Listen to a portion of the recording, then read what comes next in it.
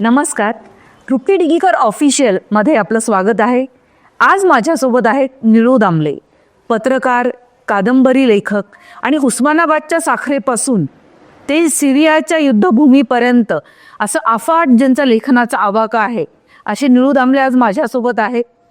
अनेकदा एवढ्या मोठ्या व्यापक स्तरावर एखादा व्यक्ती लिहित असताना अनेकदा पत्रकार म्हणूनही प्रश्न असतो, पण पत्रकारितेमध्ये असं आहे की करंटिझम हा सगळ्यात महत्त्वाचा म्हणजे मुद्दा आहे की विच इज काय म्हणतात त्याला, जे रिलेव्हंट आहे जास्त, तर ते घेण्याचा मी प्रयत्न केला. आणि निळू सरांचं अरविंद केजरीवाल हे जे पुस्तक 2023 प्रकाशित झालं होतं ते वाचल्यानंतर एक पर्यायाचं राजकारण कसं घडत जातं आणि त्याच्यातनं एखादी व्यक्ती समजून घेत असताना, नेमक्या घटना घडताना आणि एखाद्या नेत्याची इमेज बनत असताना काय काय घडतं हा अभ्यासाचा विषय आहे. आणि तो अनेक उत्सुकतेचा पण विषय आहे. भारत बहुपक्षीय लोकशाही मानणारा देश आहे, त्याच्यामध्ये अशा व्यक्तींबद्दल लिखाण करणं हे अतिशय महत्त्वाचं आहे राजकारण समजून घेताना. आणि अनेकदा खूप हायपर लोकल ज्या काही रियालिटीज आहेत किंवा ते फॅक्ट्स आहेत समोर येतात आणि ते जास्त तुम्हाला प्रकर्षाने जाणवतं की एखादं नेतृत्व कसं घडतं. तर म्हणूनही मी अरविंद केजरीवाल हे पुस्तक निवडलं निळू सरांशी बोलण्यासाठी. तर मी तुमचं वाचलं. तर त्यावेळेस काळ असा होता की महाराष्ट्रामध्ये हे खूप नरेटिव्ह स्ट्रॉंग होतं की आम आदमी पार्टी हे टीम बी आहे.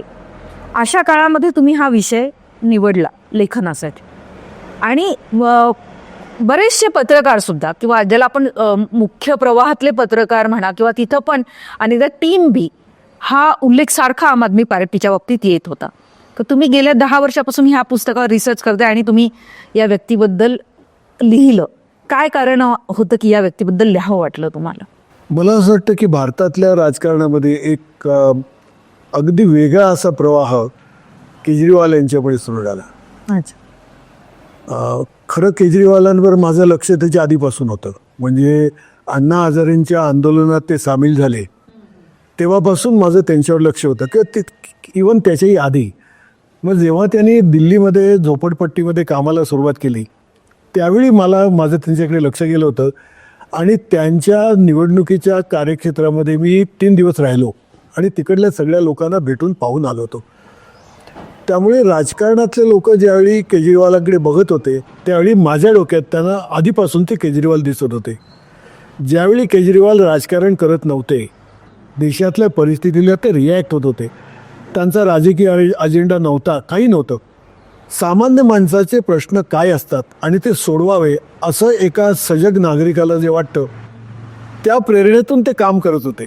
बरोबर. आणि ते काम पाहत मी पुढे सरकत गेलो. तेव्हा माझ्या डोळ्यासमोर कायम असं होतं की ते निवडणुकीला आले असताना भाजपसारखा एक मोठा पक्ष, काँग्रेससारखा त्याच्यापेक्षाही जुना एक मोठा पक्ष, दुसरीकडे मोदींसारखा एक संबंध देशभर मोठा झालेला नेता, या सगळ्या पार्श्वभूमीवर याच्यातलं काही नसलेला एक माणूस येतो आणि नंतर तो पुढे कसा सरकत जातो याचा अभ्यास करायची माझी इच्छा होती. याचं कारण हे पठडीतल्या राजकारणातला माणूस नाही, याला राजकीय पक्ष नाही, याला मोठ्या पैशाचा काही पाठिंबा नाही, याच्या हातामध्ये वर्तमानपत्र नाही, काही नाही. मग कशाच्या जोरावर ह्या माणसाने विधानसभेतला रेकॉर्ड केला. 70 जवळपास 67-68 जागा त्याला मिळाल्या, 2 वेळा मिळाल्या. आणि सर्व पक्ष त्यांच्यावर तुटून पडलेले असताना, म्हणजे एका वेळेला काँग्रेस होतं, काँग्रेसचं तिकडचं बलाढ्य होतं, म्हणजे विधानसभा आणि लोकसभेमध्ये काँग्रेस आणि तळामध्ये BJP अशी तिकडची दिल्लीची अवस्था होती. ह्या सगळ्यांना दूर सारून हा माणूस कसा पुढे गेला ह्याच्याकडे मला पाहायचं होतं. आणि तसं पाहत मी हिंडलो. म्हणजे राजकीय पक्षाची त्याचं विश्लेषण करताना माणसं जसं बघतात तसं मी मुळीच बघत नव्हतो. हे कसं आलं हे पाहायचा माझा विचार होता आणि त्या दिशेने मी सुरुवात केली. आलं लक्षात. पण कधी पण एखादा लेखक आणि असा लेखक की जो पत्रकार आहे तो नेहमी जे चमकणारे तारे जे आहेत किंवा सेलिब्रिटी चेक करत असतो आणि जे खूप पॉप्युलर आहे तर त्याच्याकडे आकर्षण होतं. कारण आपलं जे प्रोडक्ट आहे, शेवटी लेखनाचं अर्थशास्त्र पाहिल्यानंतर प्रोडक्ट म्हणून पण एखाद्या आर्टिकल पण लिहिताना लोकांना असं वाटत असतं की सगळ्यात जास्त ॲप्रिशिएट व्हावं. आणि असं खूपदा असं होतं की पत्रकार हे माणूसच असतो, तर त्याचं पण एक राजकीय एक कल असतो कुठे ना कुठे. एखादे पत्रकार खूप तटस्थ, काही मोजके पत्रकार ते तटस्थपणे हँडल करतात की आपल्या वैयक्तिक जीवनातच आपले हे राजकीय कल दिसावे, लेखनात ते रिफ्लेक्ट होईल असा प्रयत्न करा. आणि ही खूप हाय रिस्क असते. ज्यावेळेस तुम्ही हे प्रकल्प घेतला लिहिण्यासाठी, तर ही हाय रिस्क असते लेखक म्हणून पण, की अरे मी हा लिहितोय हा माणूस, पण आजच्या डेटला ह्याला फक्त टीम बी असंच ह्याला. नंतर ते जिंकून आले आणि मग काँग्रेससोबत त्यांनी निगोशिएट करून ते सत्तेत आले, त्यांचा पाठिंबा घेऊन. ही नंतरच्या घटना आहे. पण ज्या पॉईंटला तुम्ही ठरवलं तर त्यावेळेस ती रिस्क नाही वाटली का, की टीम बी ज्याला एक टॅगच, त्याला एक हे लेबल झालेलं आहे तो माणूस, की हा टीम बी माणूस आहे. तुम्ही कसं पाहता याच्यावर अवलंबून आहे. मी सुरुवातीला बोलताना असं म्हणालात की पत्रकार, प्रॉडक्ट असं सगळं. हो, मी त्या अर्थाने पत्रकार पण नाही.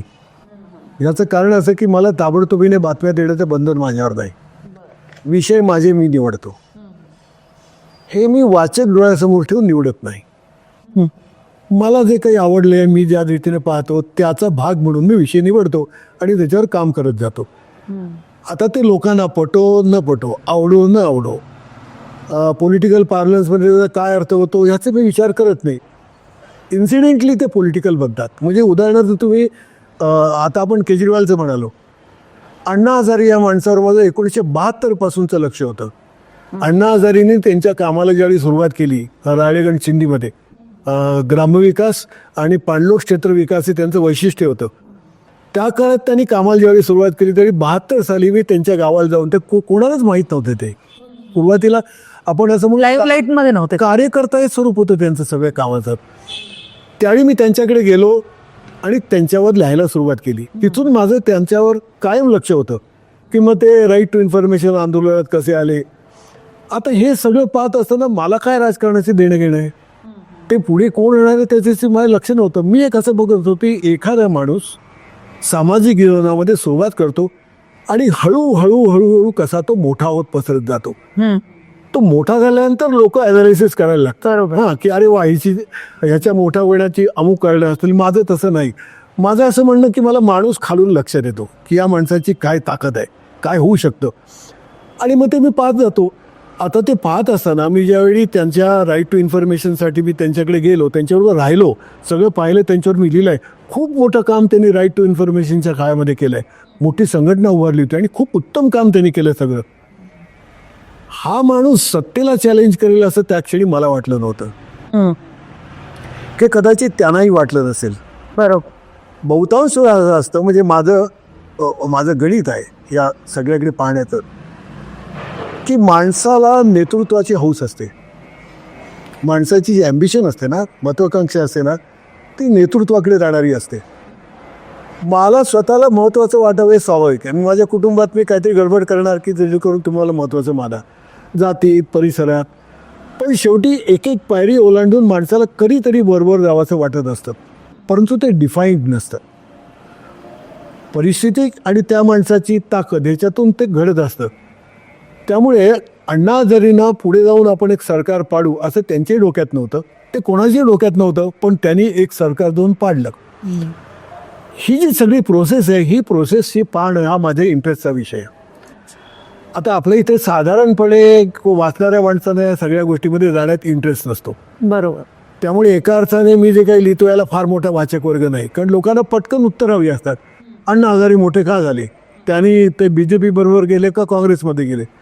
मी म्हणतो ते लावत गेलं, मला त्याच्यात इंटरेस्ट नाही. मला इंटरेस्ट असं आहे की हा एक साधा खेड्यातला माणूस वर वर वर वर कुठे गेला.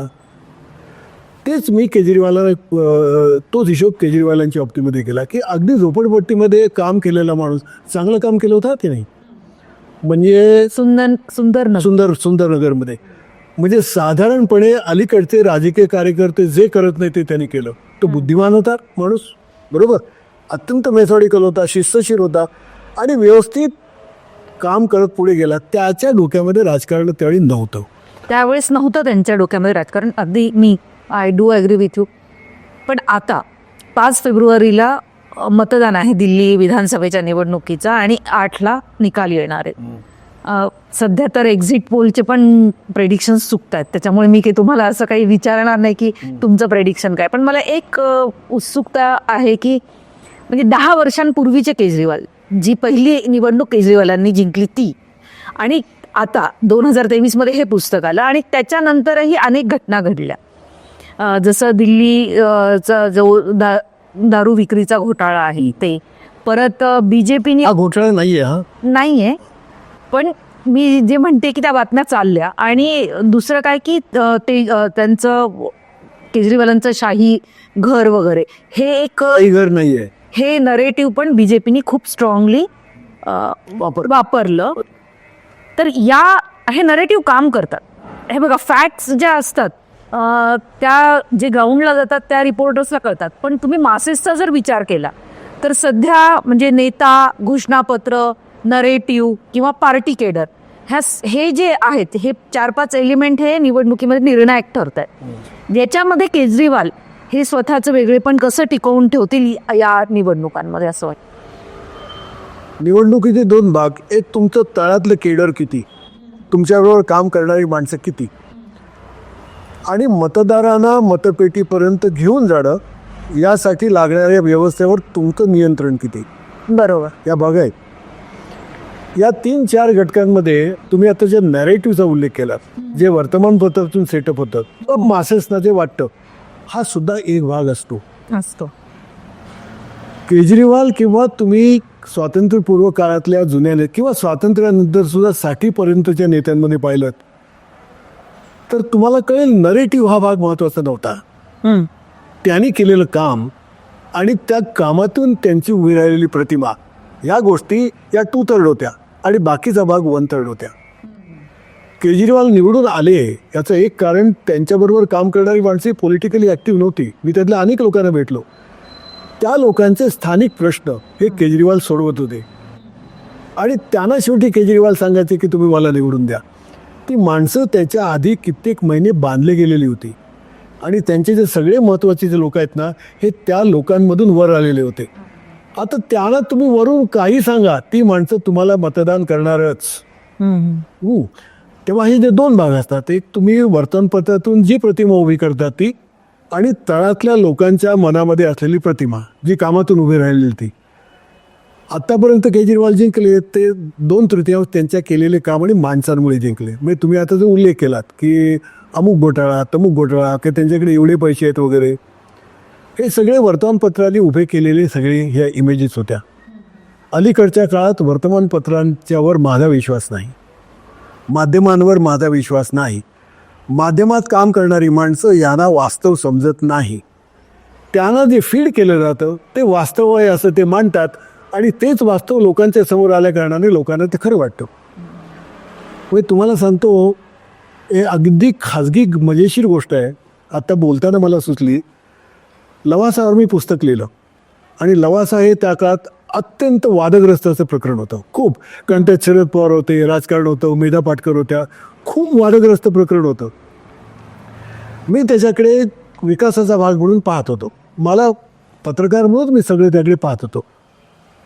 आता गंमत अशी की त्या काळामध्ये मी एकदा प्रवास करत असताना, आता मी काय माणूस आहे हो, माझ्याकडे गाडी पण नाही, मी रेल्वेने प्रवास करत असताना समोरचा माणूस म्हणाला, अहो तुम्ही दिळू थांबले ना, मग तुम्ही 2nd क्लास रेल्वेने प्रवास करता?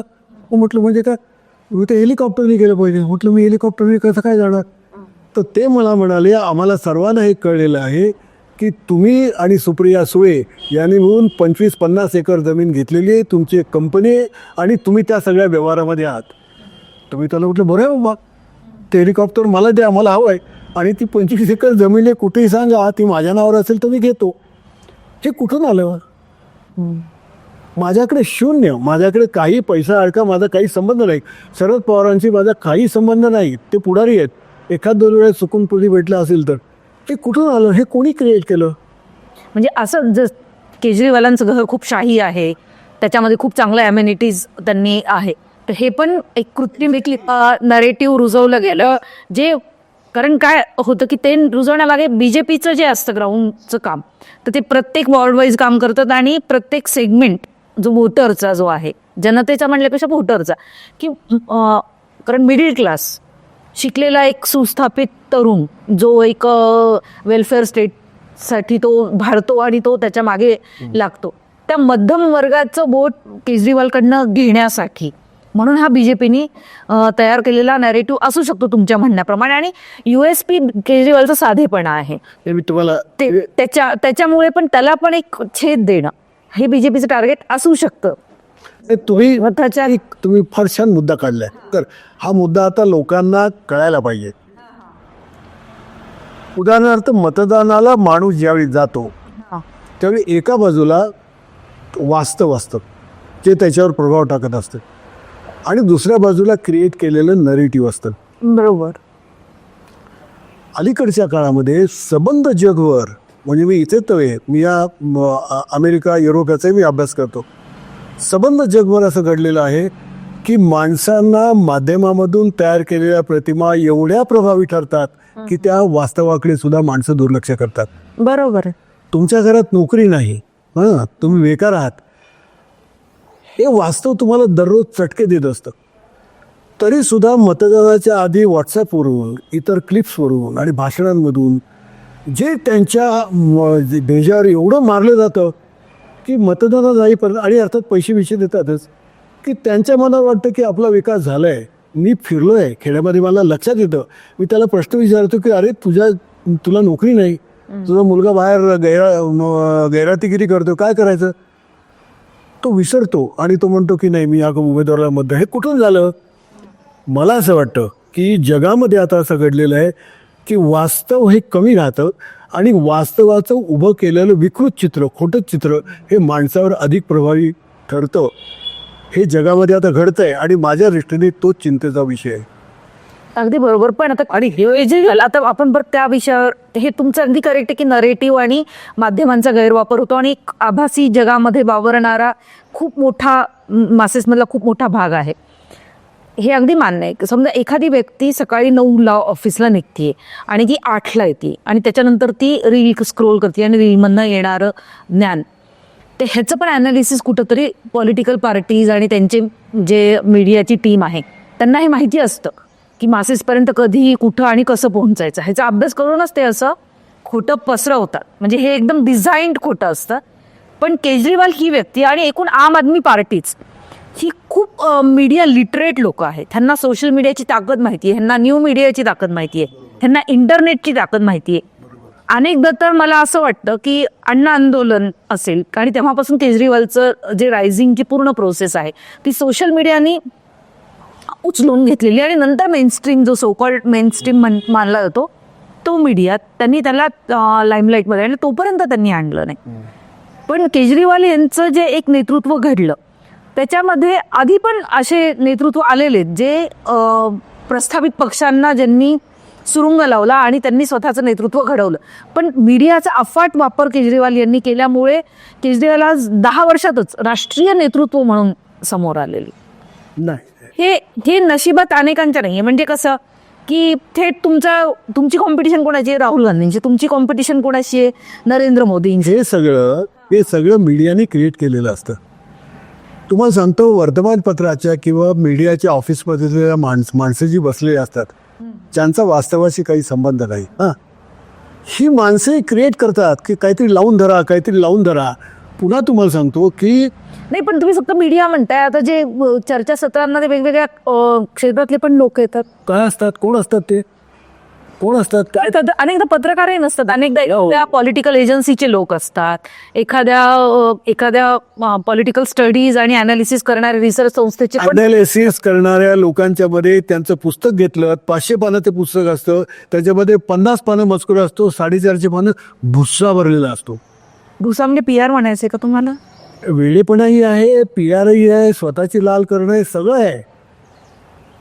मीडियाचं जाते झालंय ना. तुम्हाला हे मान्य नाही आहे की आज केजरीवाल हे, जरी दिल्ली आणि पंजाब हे 2च राज्य असूनही केजरीवाल हे एक नॅशनल चेहरा झालेला आहे. जसं नितीश कुमारांनी मधल्या काळात प्रयत्न केला, हे बघा, पण ते होऊ शकलं नाही. नॅशनल चेहरा वगैरे. आता गेल्या 2 वर्षातली रियालिटी काय आहे ह्याची कल्पना मला नाही. माझा अभ्यास होता तोपर्यंतच होता. त्याच्यानंतर आता 2 वर्षात त्यांनी काय केलं ते मला माहिती नाही. या काळामध्ये जर केजरीवालांचं चरित्र आणि वर्तणूक बदलली असेल तर मला माहिती नाही. परंतु जी आहे त्यानुसार मला असं दिसतं की मीडिया जरी त्यांनी वापरला असला तरी मीडिया वापरत असताना त्याच्या तळाशी काय असा मुद्दा असतो. जसं उदाहरणार्थ अण्णा हजारेंनी मीडिया नाही का वापरला. नाही, मी त्यांच्या कंटेंटवर ऑब्जेक्शन घेतलेलं नाहीये. केजरीवालांचा जो कंटेंट आहे ते नेहमी कोणत्याही मुलाखतीत काय सांगतात, तुम्ही जेवढ्या पण मुलाखती पाहिल्या, आत्ता ह्या दिल्ली इलेक्शनच्या वेळेसच्या पण मुलाखती, हे त्यांचा नरेटिव्ह, त्यांचा काय नरेटिव्ह रुजवायचा त्यांचं बरोबर त्यांना माहिती आहे. ते काय म्हणतात, मला पॉलिटिक्सवर प्रश्न विचारू नका, मला गव्हर्नन्सवर प्रश्न विचार. आम आदमी पार्टी ही गव्हर्नन्सवर बोलते, पॉलिटिक्सवर बोलत नाही. मला त्यांच्या कंटेंटवर किंवा त्यांचे जे निवडणुकीचे अजेंडे त्याच्यावर नाही. पण हे तर घडलेलं आहे की त्यांना आज, म्हणजे आता फॉर एक्झाम्पल तुमच्या पुस्तकात पण उल्लेख आहे की त्यांनी मोदींविरुद्ध निवडणूक लढली. तर ह्याच्यामध्ये पण त्यांची पण ती महत्वाकांक्षा आहेच आहे ना, की मी आम आदमी पार्टीचं संयोजक नाही आहे, मी नॅशनलचाच चेहरा आहे. तर हा जो ते स्थान निर्माण केलेलं आहे, म्हणजे हे त्यांचं सगळ्यात मोठं बलस्थान आहे असं.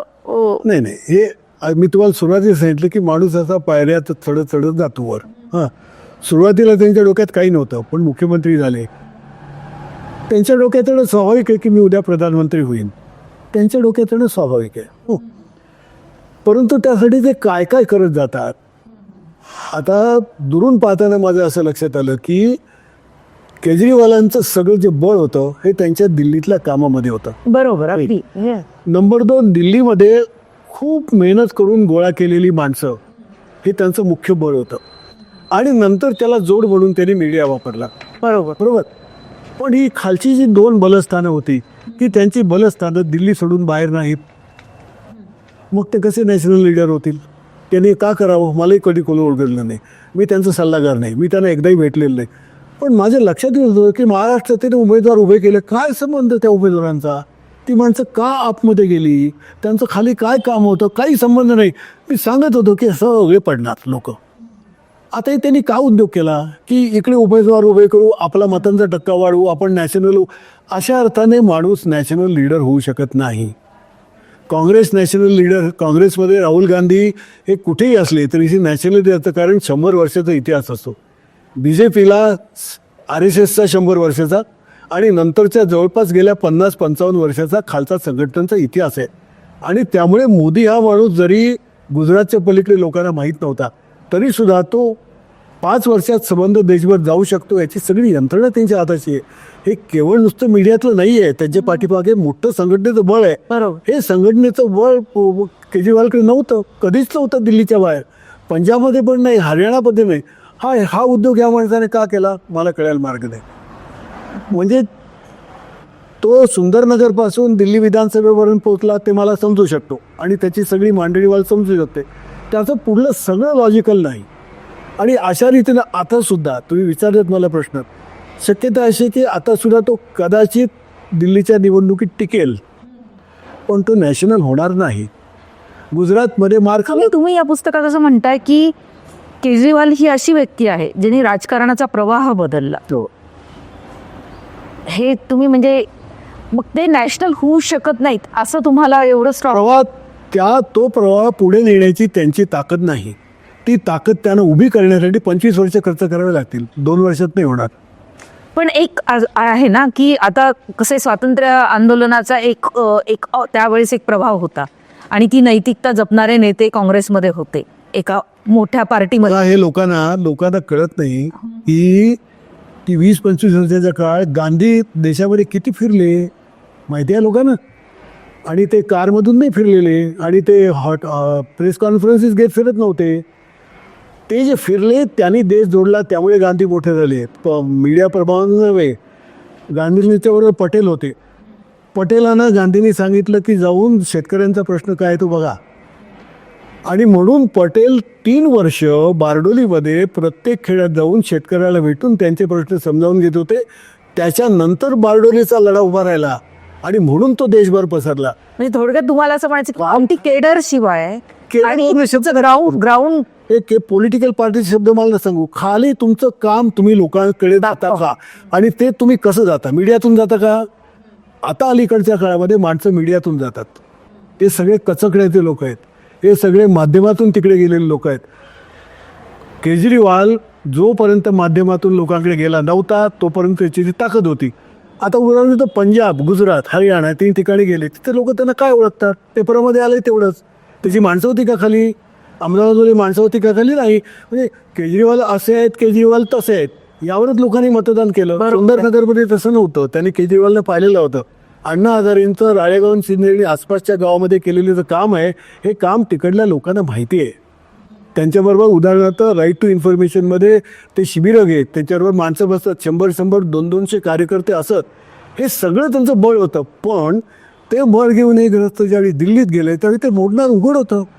त्यांच्या कंट्रोलमधलं नाही ते. दिल्ली तुम्ही कशी कंट्रोल करणार? पंजाब तुम्ही कसं कंट्रोल करणार? राळेगण सिंधी महाराष्ट्र ठीक आहे, तिथे तुम्हाला ओळखतात, तिकडे तुम्हाला कोण ओळखतं?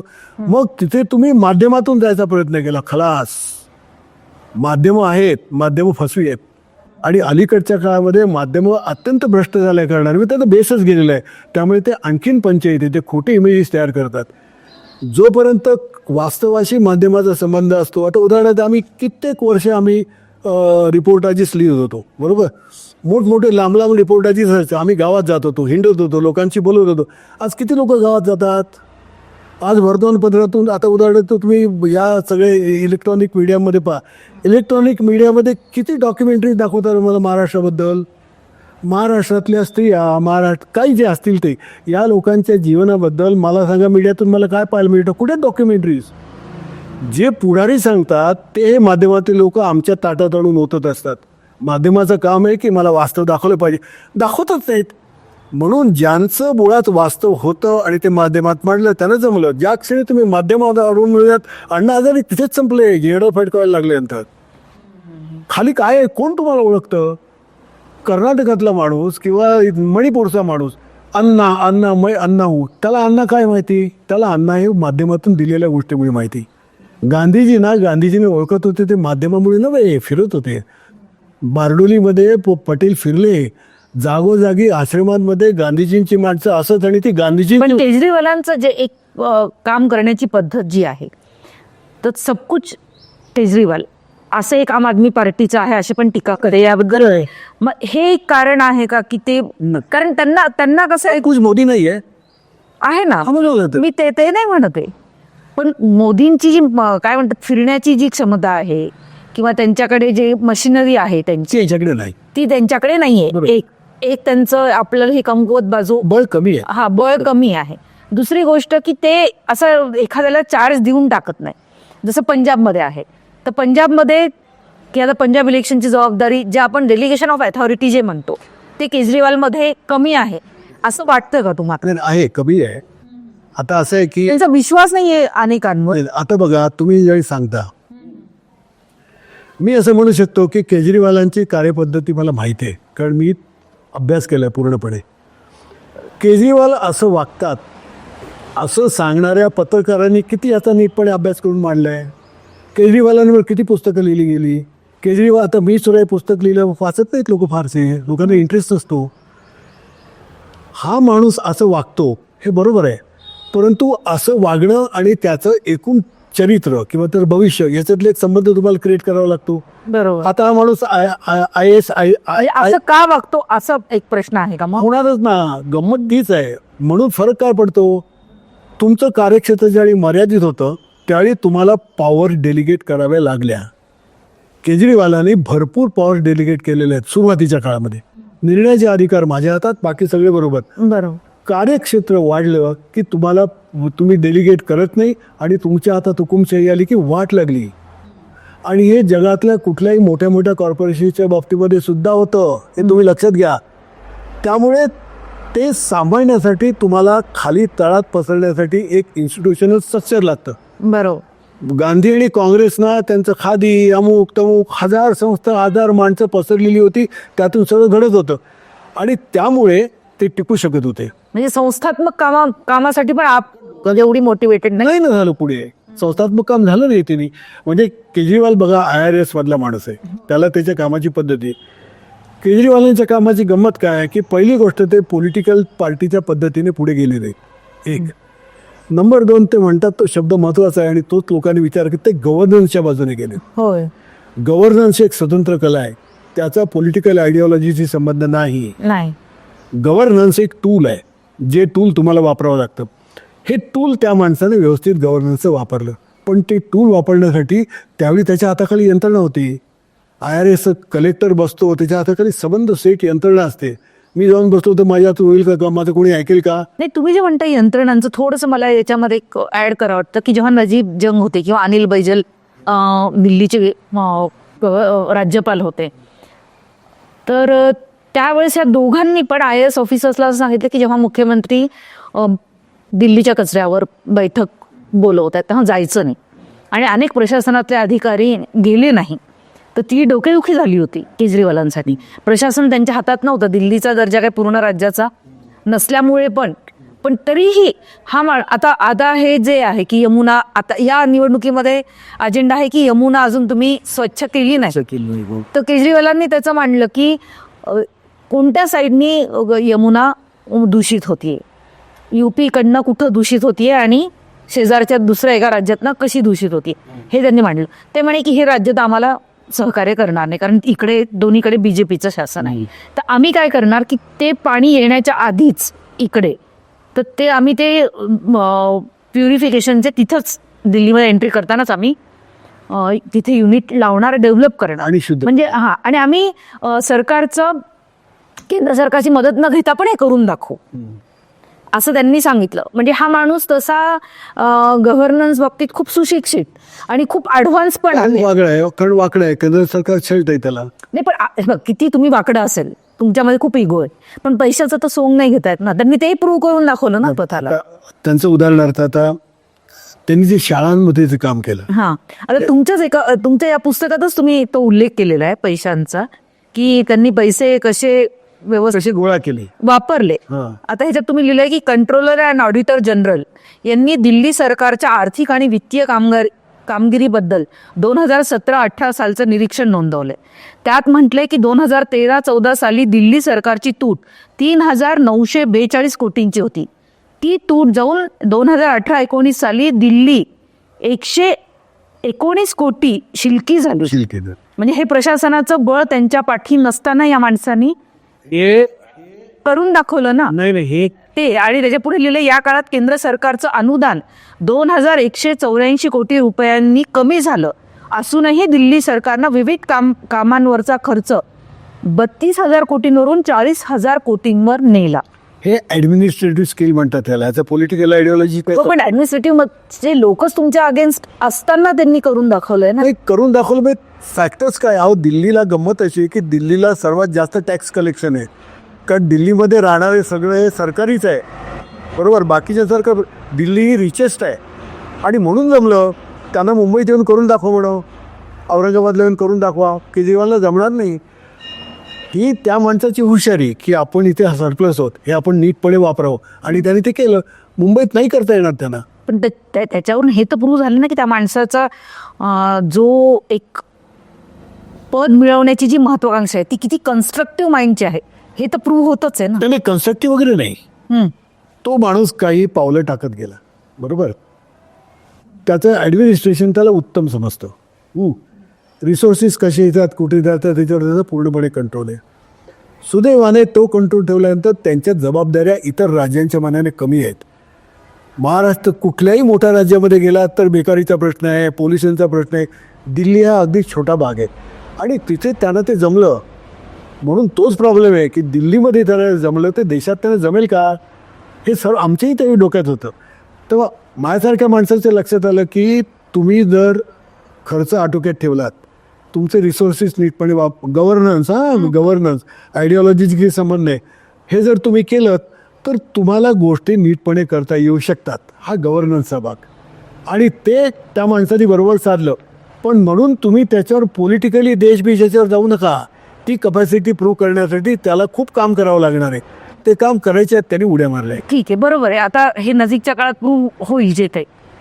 आता केजरीवाल हे निमित्त आहे आपल्याला, म्हणजे माझा मूळ उद्देश असा आहे की केजरीवालचं पुस्तक डिस्कस करण्याचा, की एक पर्यायाचं राजकारण ह्या देशात नेहमी चालत आलेलं आहे, नवीन प्रवाहाचं बदला असं मत. तर हे नवीन प्रवाह अजून केजरीवाल सारखे असे किती चेहरे तुम्हाला दिसतात देशात? नाही, असं आहे, ते चेहरे दिसत नसतात, तुम्हाला बघावे लागतात. तो कोण केव्हा तुम्ही बघताय का सध्या की तो असं नाही? मला आज घडीला दिसत नाही, पण एक शक्यता अशी आहे की आपल्याला दिसत नसलेल्या गोष्टी असू शकतील, पण चेहरा येऊन हा प्रश्न सुटेल या बाबतीमधून मीडियाने बाहेर पडायला पाहिजे. बरं. मी जर फार मोठा विद्वान निर्माण झालो आणि वा मी एक मोठा सायंटिस्ट आहे, मी माती केलं मसण केलं, यांनी नाही देशाचा मी नेता होणार. हे लोकांनी लक्षात घ्या. तुम्ही किती विद्वान असा, तुम्ही किती पेलवान असा, काही असा, देशासारखी मोठी एंटिटी हँडल करत असताना तुम्हाला खाली खूप पसरावं लागतं. तुम्हाला एका बाजूला खेडं, दुसऱ्या बाजूला नेशन, तिसऱ्या बाजूला इंटरनॅशनल, सगळ्यातून वाद काढत तुम्हाला जावं लागत असतं. आणि त्यासाठी मोठी टीम, चांगली माणसं, पसार आणि लोकांनी तुमचं ऐकावं यासाठी एक मोठं इन्फ्रास्ट्रक्चर लागतं. बरोबर. हे इन्फ्रास्ट्रक्चर तुम्हाला क्रिएट करावं 2 दिवसात नाही होतं. नाही होत. माध्यम हे 2 दिवसात तयार करतात. माध्यमामध्ये एकदम एखादा माणूस एकदम असं बारकासाईड चिमणी असते आणि तिला ते 2 दिवसात गरून करून टाकतात. असं नाही होत ते. एकदम बरोबर आहे तुमचं. आता योगेंद्र यादव, प्रशांत भूषण असे अनेक चेहरे केजरीवाल यांच्याकडे होते की जे स्वतःमध्ये ते एक पॅशन त्यांचं होतं कामासाठीचं आणि एक त्यांच्याकडे ते बळ होतं. तर असं त्यांनी म्हणजे अगदी अटीतटीच्या प्रसंगात त्यांनी त्यांची हकालपट्टी. वाईट वागले. तर एकाधिकारशाही गाजवणे हे केजरीवालचं एक कोणाचं नाही मला सांगा तुम्ही. एक नेता काढून दाखवा. हे मी तुम्हाला सांगतो, हे मानवाचं वैशिष्ट्य आहे. माणसाला ते हवं. मलाही वाटतं हो. मी इथून बाहेर पडल्यानंतर माझं प्रत्येकाने ऐकलं तर बघा, सभ्य माणूस हळूहळू सांगतो. थोडी गुंडगिरी आणि पैसा आला की तो मारायला सुरुवात करतो. पंतप्रधान पदाला तो आणखी मारामारी करतो, कारण त्याच्या आता तिडीन बिडीन सगळे. मग भारताच्या राजकारणामध्ये एक अशा व्यक्तीची गरज आहे असं वाटतं का की ज्यांना पदाची काही अपेक्षा नाही, मी फक्त काम कर. असं नाही करायचं. माणसाला हे बघा, माणसाला महत्वाकांक्षा असणार.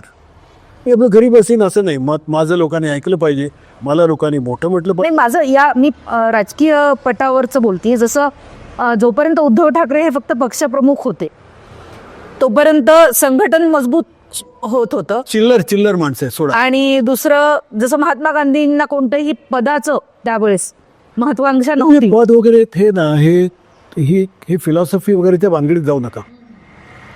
माणसाला पदं हवी असतात, कारण पदं मिळाल्यानंतर त्याचा वापर करून तुम्हाला काम करतं. ते वास्तव आहे. सत्तेमध्ये जाऊन सत्तेतल्या वरच्या स्थानात जाऊन सत्ता आपल्याकडे हवी असं माणसाला वाटतं आणि ते आवश्यक सुद्धा आहे. कारण सत्ता तुमच्या हातामध्ये असेल तर तुमच्या करण्याला काही किंमत राहत नाही. आता तुम्ही ज्यांचा उल्लेख केलात, म्हणजे यादव होते किंवा मेधा पाटकर वगैरे होत्या, ही सगळी भली माणसं आहेत. होय. सगळे विचार करणारी माणसं आहेत. पण ह्यांच्या हातामध्ये सत्ता दिली तर त्यांना सत्ता वापरता येईल का? अच्छा. कठीण काम आहे, फार कठीण काम आहे. कारण सत्तेमध्ये तुम्हाला सगळ्या लोकांना सांभाळत असताना फार भानगडी कराव्या लागतात. ते तुम्ही कसं सांभाळतं, ते जे कसं आहे ते महत्त्वाचं असतं. म्हणजे सत्तेवर असून सत्तेचा माज नसणं ही गोष्ट महत्त्वाची आहे. आता हे कसं होणार आपल्याला ते सांगता येत नाही काही. पण ते अनुभवाशिवाय होत नाही, मार खाल्ल्याशिवाय होत नाही. माणूस सत्तेत जातो, मग फटके खातो, मग खाली येतो, मग वर जातो. हीच प्रोसेस आहे. त्याला वेळ लागतो. त्यामुळे आज घडीला कोणी आपल्याला दिसत नाही, होईल उद्या एखादी कोणीतरी. परंतु एकट्या दुकट्याचं काम नाही. अण्णा आंदोलनाच्या वेळेस असं खूपदा झालं की बरेच चेहरे अण्णा आंदोलन असे होते की त्यांच्याकडनं खूप अपेक्षा होत्या लोकांना. अपेक्षा. जसं फॉर एक्झाम्पल मी तुम्हाला सांगते, योगेंद्र यादवच. मी स्वतः शेतकरी आंदोलनात तिथे 1 महिना राहिले. 15 दिवसाच्या अंतराने सिंधू बॉर्डरवर गेले आणि तिथं जे चढुणी जी होते तर त्यांनी असं केलं होतं. व्यूहरचना अशी होती की गाझीपूर बॉर्डर टिकेट जी त्याचं नेतृत्व करते राकेश टिकेत, सिंघू बॉर्डरचं चढोनी आणि योगेंद्र यादव. पण मग तिथं असं म्हटलं की योगेंद्र यादव काही करत नाहीत आणि फक्त प्रेस कॉन्फरन्सला येतात 8 दिवसाला एकदा, कारण ते NGO टाईप काम करतात. आणि नंतर भारत जोडो यात्रा झाली तर लगेच योगेंद्र यादव किसान आंदोलनाला त्यांनी दुय्यम स्थान दिलं आणि ते तिकडे गेले. आता योगेंद्र यादव ही व्यक्ती महत्त्वाची नाही आहे. आपण जर ज्या लोकांना पाहून जनतेला किंवा ज्यांना असं वाटतं की नाही हा चांगला पर्याय असू शकतो, तर तिथंच कुठंतरी त्यांचा भ्रमनिरास होतो. तर हे जे असतं, हे भ्रम आणि निराश या गोष्टी आधुनिक काळात, विशेषतः गेल्या 20-21 वर्षाच्या काळात, मी असं म्हणेन मे बी पोस्ट 1990, या सगळ्या क्रिएटेड आहेत. बरं. त्यांची इमेजेस कोणी क्रिएट केल्या आणि यांच्या इमेजेस ते स्वतःच प्रेस कॉन्फरन्स कॉल करतात आणि ते लीक करतील. हो, त्यांच्यावर ज्यावेळी माणसं एवढी बदा लिहित सुटतात त्यावेळी त्याच्यातून त्यांची एक प्रतिमा तयार होते. ही प्रतिमा काय आहे हे नेमकं समजून घेण्यासाठी माध्यमांना इतर गोष्टी सुद्धा मांडत राहाव्या लागतात सावकाश. सभोवतालच्या परिसरात त्या माणसाला बसवावा लागतो. एकदम माणूस उठतो आणि तो जागतिक कीर्तीचा होऊन जातो. अरे असं होतं का राजा हो? माध्यमातल्या लोकांना कळत नाही आणि मग ते मोठी इमेज क्रिएट करतात आणि मग भस्सकन खाली गेल्यानंतर निराश झाला. तुम्ही का करता उद्योग हे? माणसाची वाटचाल, पक्षाची वाटचाल, एखाद्या विचारसरणीची वाटचाल ही ज्या पद्धतीने होत असते ते लोकांच्या समोर चारी बाजूने येत असेल तर माणसं मग निर्णय घेऊ शकतात. भ्रम त्यांचा निर्माण होत नाही. आता होत नाही माध्यमामध्ये. मी तुम्हाला सांगतो, एक माध्यम आणि दुसरं शिक्षण व्यवस्था, साहित्यसुद्धा, म्हणजे फिक्शनसुद्धा, या तिन्ही ठिकाणी समाजाला भान आणून देणं, चारी बाजूनी समाजाला सगळं दाखवत जाणं हे थांबलं आहे जवळपास. आणि त्यामुळे किती माध्यमांकडून तुम्ही अपेक्षा व्यक्त करताय की तुम्ही इंटरप्रिटेटिव्ह जर्नलिझम करण्याची? हे मला असं शब्द नका सांगू. मला एवढं एक समजतं की तुम्ही लोकांना सर्व गोष्टी नीटपणे दीर्घ समजावून सांगा आणि मग लोक निर्णय घ्यायला तयार होतील. असं काहीही न सांगता, म्हणजे आमच्या इकडे अग्रलेखामध्ये दणादण एका बाजूला झोडपतात. अरे तू ज्याला झोडपतोस तो माणूस कोण आहे तुला माहिती आहे का? लोकांना माहिती आहे का? तुम्ही कोणाला उतरून तुम्ही धोपतात सुटता, असं कसं काय चालेल? असं नाही होत. आंतरराष्ट्रीय राजकारणामध्ये आपली इथे औरंगाबाद आणि नांदेडचे लोकसुद्धा सांगत असतात की ट्रम्पने असे करावे, नानाची टांग. तुला तुझ्या इकडचा CEO विचारत नाही, तू कशाला त्याला इशारे देतो? तुझ्या नांदेड परभणीच्या लोकांना ट्रम्प काय आहे हे थोडं समजून घ्यायचा प्रयत्न केलास का तू? कधीतरी आठवड्यातून एकदा एक बारीकसा लेख लिहून बाबा हे कसं आहे, याचा अर्थ कसा होतो, असं सांगत गेलास तर मग तुझ्या अग्रलेखातून मी दाखवून देईन ट्रम्पला, ते लोकांना कळेल. लोकांना काहीच माहिती नाही. देशातली परिस्थिती, माणसांची परिस्थिती, माणसं कशी वाढत आहेत, काय चाललं आहे, इन्फ्रास्ट्रक्चर कुठं आहे, सोशल इन्फ्रास्ट्रक्चर कुठे आहे, काही लोकांना माहिती नाही. हे उठून ते दना बाण सोडत बसतं. असं नाही होणार आहे. आणि हे फॉल्टी आहे. आणि मला असं वाटतं की हे अशा एका स्टेट लेवल ठेपलं आहे की सगळे पंचायत होते. म्हणजे मला सुद्धा केजरीवालला बोलताना, मी काय केजरीवालचं समर्थक नाही, मी केजरीवालला भेटलो नाही, पुस्तकात सुद्धा मी मांडलं आहे. काय शक्यता दिसतात असं पाहताना मी केजरीवाल, अण्णा हजारे या सगळ्यांना बघत होतो. यांच्या आंदोलनातली कित्येक माणसं मला माहिती आहेत, ज्यांच्यावरून मी काम केलं आहे म्हणजे अशा अर्थाने की लेखक किंवा पत्रकार म्हणून पाहिलं आहे. मी त्यांचा राईज कसा होतो पाहिला आहे. माणसं व्यवहारी झाली की मागे पडतात, कारण व्यवहाराशी समजून घेणं फार कठीण आहे. हो, तुम्हाला व्याख्यान तरी ठीक आहे, मी आज सांगतो की काय काय मोदी राज्य करतात, मला तिकडे बसवलं तर 1 मिनिटात मरेन. एवढा पसारा, एवढे प्रश्न, एवढी माणसं कठीण असते. ही कला तुम्हाला असायला पाहिजे. बऱ्याच लोकांना ती कला नसते आणि ती कला नसणारी लोक केवळ चमकदार बोलून किंवा माध्यमांनी त्यांना वर आणलं म्हणून वर जातात आणि मग भ्रमनिरास होतात. केजरीवाल या सर्व बाबतीत गेल्या 2 वर्षात मला पण अनेक राज्यांमध्ये असं पण झालेलं आहे निवडणुकीच्या राजकारणामध्ये की जेव्हा मुख्यमंत्री पदाचा किंवा नेतृत्वाचा चेहरा ते जाहीर करतात, तुम्ही म्हणताय की एखाद्या व्यक्तीवर म्हणजे असं एवढे मोठे होत नाही, पण अनेकदा तो व्यक्तीचा करिश्मा साधला गेलेला आहे. म्हणजे त्या तिच्या नावावर निवडणुका जिंकल्या जातात, लोकशाहीचा गाडा चालतो. ह्या वास्तविकता आपण कशा नाकारू शकतो? काय काय चालतो, यांच्यामुळे चालतोय का गाडा? या देशातली जी नोकरशाही आहे. पण आज सत्ता तुम्हाला समजा भाजप या पक्षाला सत्ता मिळवायची तर त्यांना चेहरा तर पाहिजे ना. आपण चेहरा पाहिजे ना. आपण तो चेहरा, आम आदमी पार्टीला जर सत्ता मिळवायची, कोणत्या पार्टीला? हे बघा तुम्हाला सांगू, हा सांगू, शेतामध्ये काम करणारी बाई असते, बरोबर, वर्षानुवर्ष शेतामध्ये राबणारी असते. त्या बाईच्या राबण्यातून तिचा जो चेहरा आणि ते सगळं तयार होतं, हे तुम्ही नटीला चिकटवल्यावर होतं का? होते नाही होत. नाही होणार. मग ते कसं होईल? तुम्हाला चेहरा हवा नाही, आम्हाला एक गरीब बाईचा चेहरा हवा म्हणून तुम्ही एक मुंबईतली कोणतरी एक छान टमटूक बाई निवडली आणि तिला शेतकरी केलं, होईल का? ते नाही होणार. तुम्ही चेहरे जे निवडता ते चेहरे खालून काम केलेले, ज्यांचं चरित्र आहे, ज्यांचा अनुभव आहे, ज्यांना काही डोकं आहे, ज्यांना काही पर्स्पेक्टिव्ह, असा चेहरा नको का निवडायला? कोण भावना नको आहे? काय होते कोणाला काय माहिती? एकदम कशी काय ते महाराष्ट्राचे पण असा विचार करणारे लोक खूप कमी आहेत ना सर. तुम्ही आता जेव्हा आपण मतपेटीतनं जेव्हा लोक व्यक्त होतात तर त्यावेळेस तर आपण पाहिलंच आहे ना चेहऱ्यांची पावर. म्हणजे जाऊ द्या आता मतपेटीतल्या लोकांनी काय ते माणसाकडे पाहून मतं दिली असं तुम्हाला वाटतं?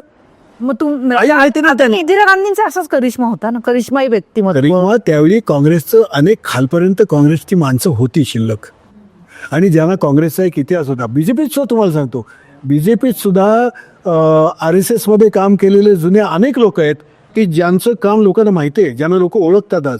म्हणजे या सगळ्या प्रोसेसनी तयार केलेला एक प्रतिनिधी म्हणून तो म्हणजे चेहरा ब्रँडिंग होतो. जसं आपण म्हणतो की माणूस शिकत शिकत शिकत शिकत खूप शिकल्यानंतर शहाणा होतो ना.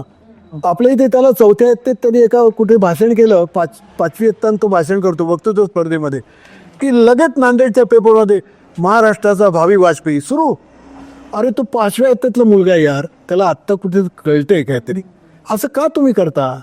वाजपेयी ज्यावेळी मोठे वक्ते झाले, किती वर्ष ते बोलत होते, किती वर्ष अनुभवातून गेले. आपल्या इथे कॉलेजमध्ये एकदा बोलला की झाला वाजपेयी उद्याचा. असं नका करू तुम्ही. हे वेळ जे आहे हे वेळ पसरवण्यामध्ये माध्यमांचा लेखक पण हे नेत्यांना पण आवडतं हे. का नाही आवडणार? उद्या मला जर तुम्ही सांगितलं की मी देशाचा आंतरराष्ट्रीय नेता आहे आणि मी जाऊन ट्रम्पला, मला आवडेल की. निळू सरांचं जे बोलणं आहे सगळं, तर ते मीडिया नेमकं काय करतंय आज, त्याच्यावर त्यांचे बरेचसे त्यांनी प्रोसेस समजून सांगितली की काय करणं अपेक्षित आहे आणि काय होतंय नेमकं. आता परत ह्या पुस्तकाच्या एका विषयाकडे वळू की तुम्ही याच्यामध्ये अण्णा हजारे आणि केजरीवाल यांचा संवाद सांगितलेला आहे की जेव्हा आम आदमी पार्टी अस्तित्वात येणार होती तेव्हा केजरीवाल स्वतः राळेगण सिद्धीला आले. मग अण्णांनी सांगितलं की तुम्हाला का असं वाटतंय की पक्ष स्थापन करा, कारण अण्णांचा आक्षेप होता आमात.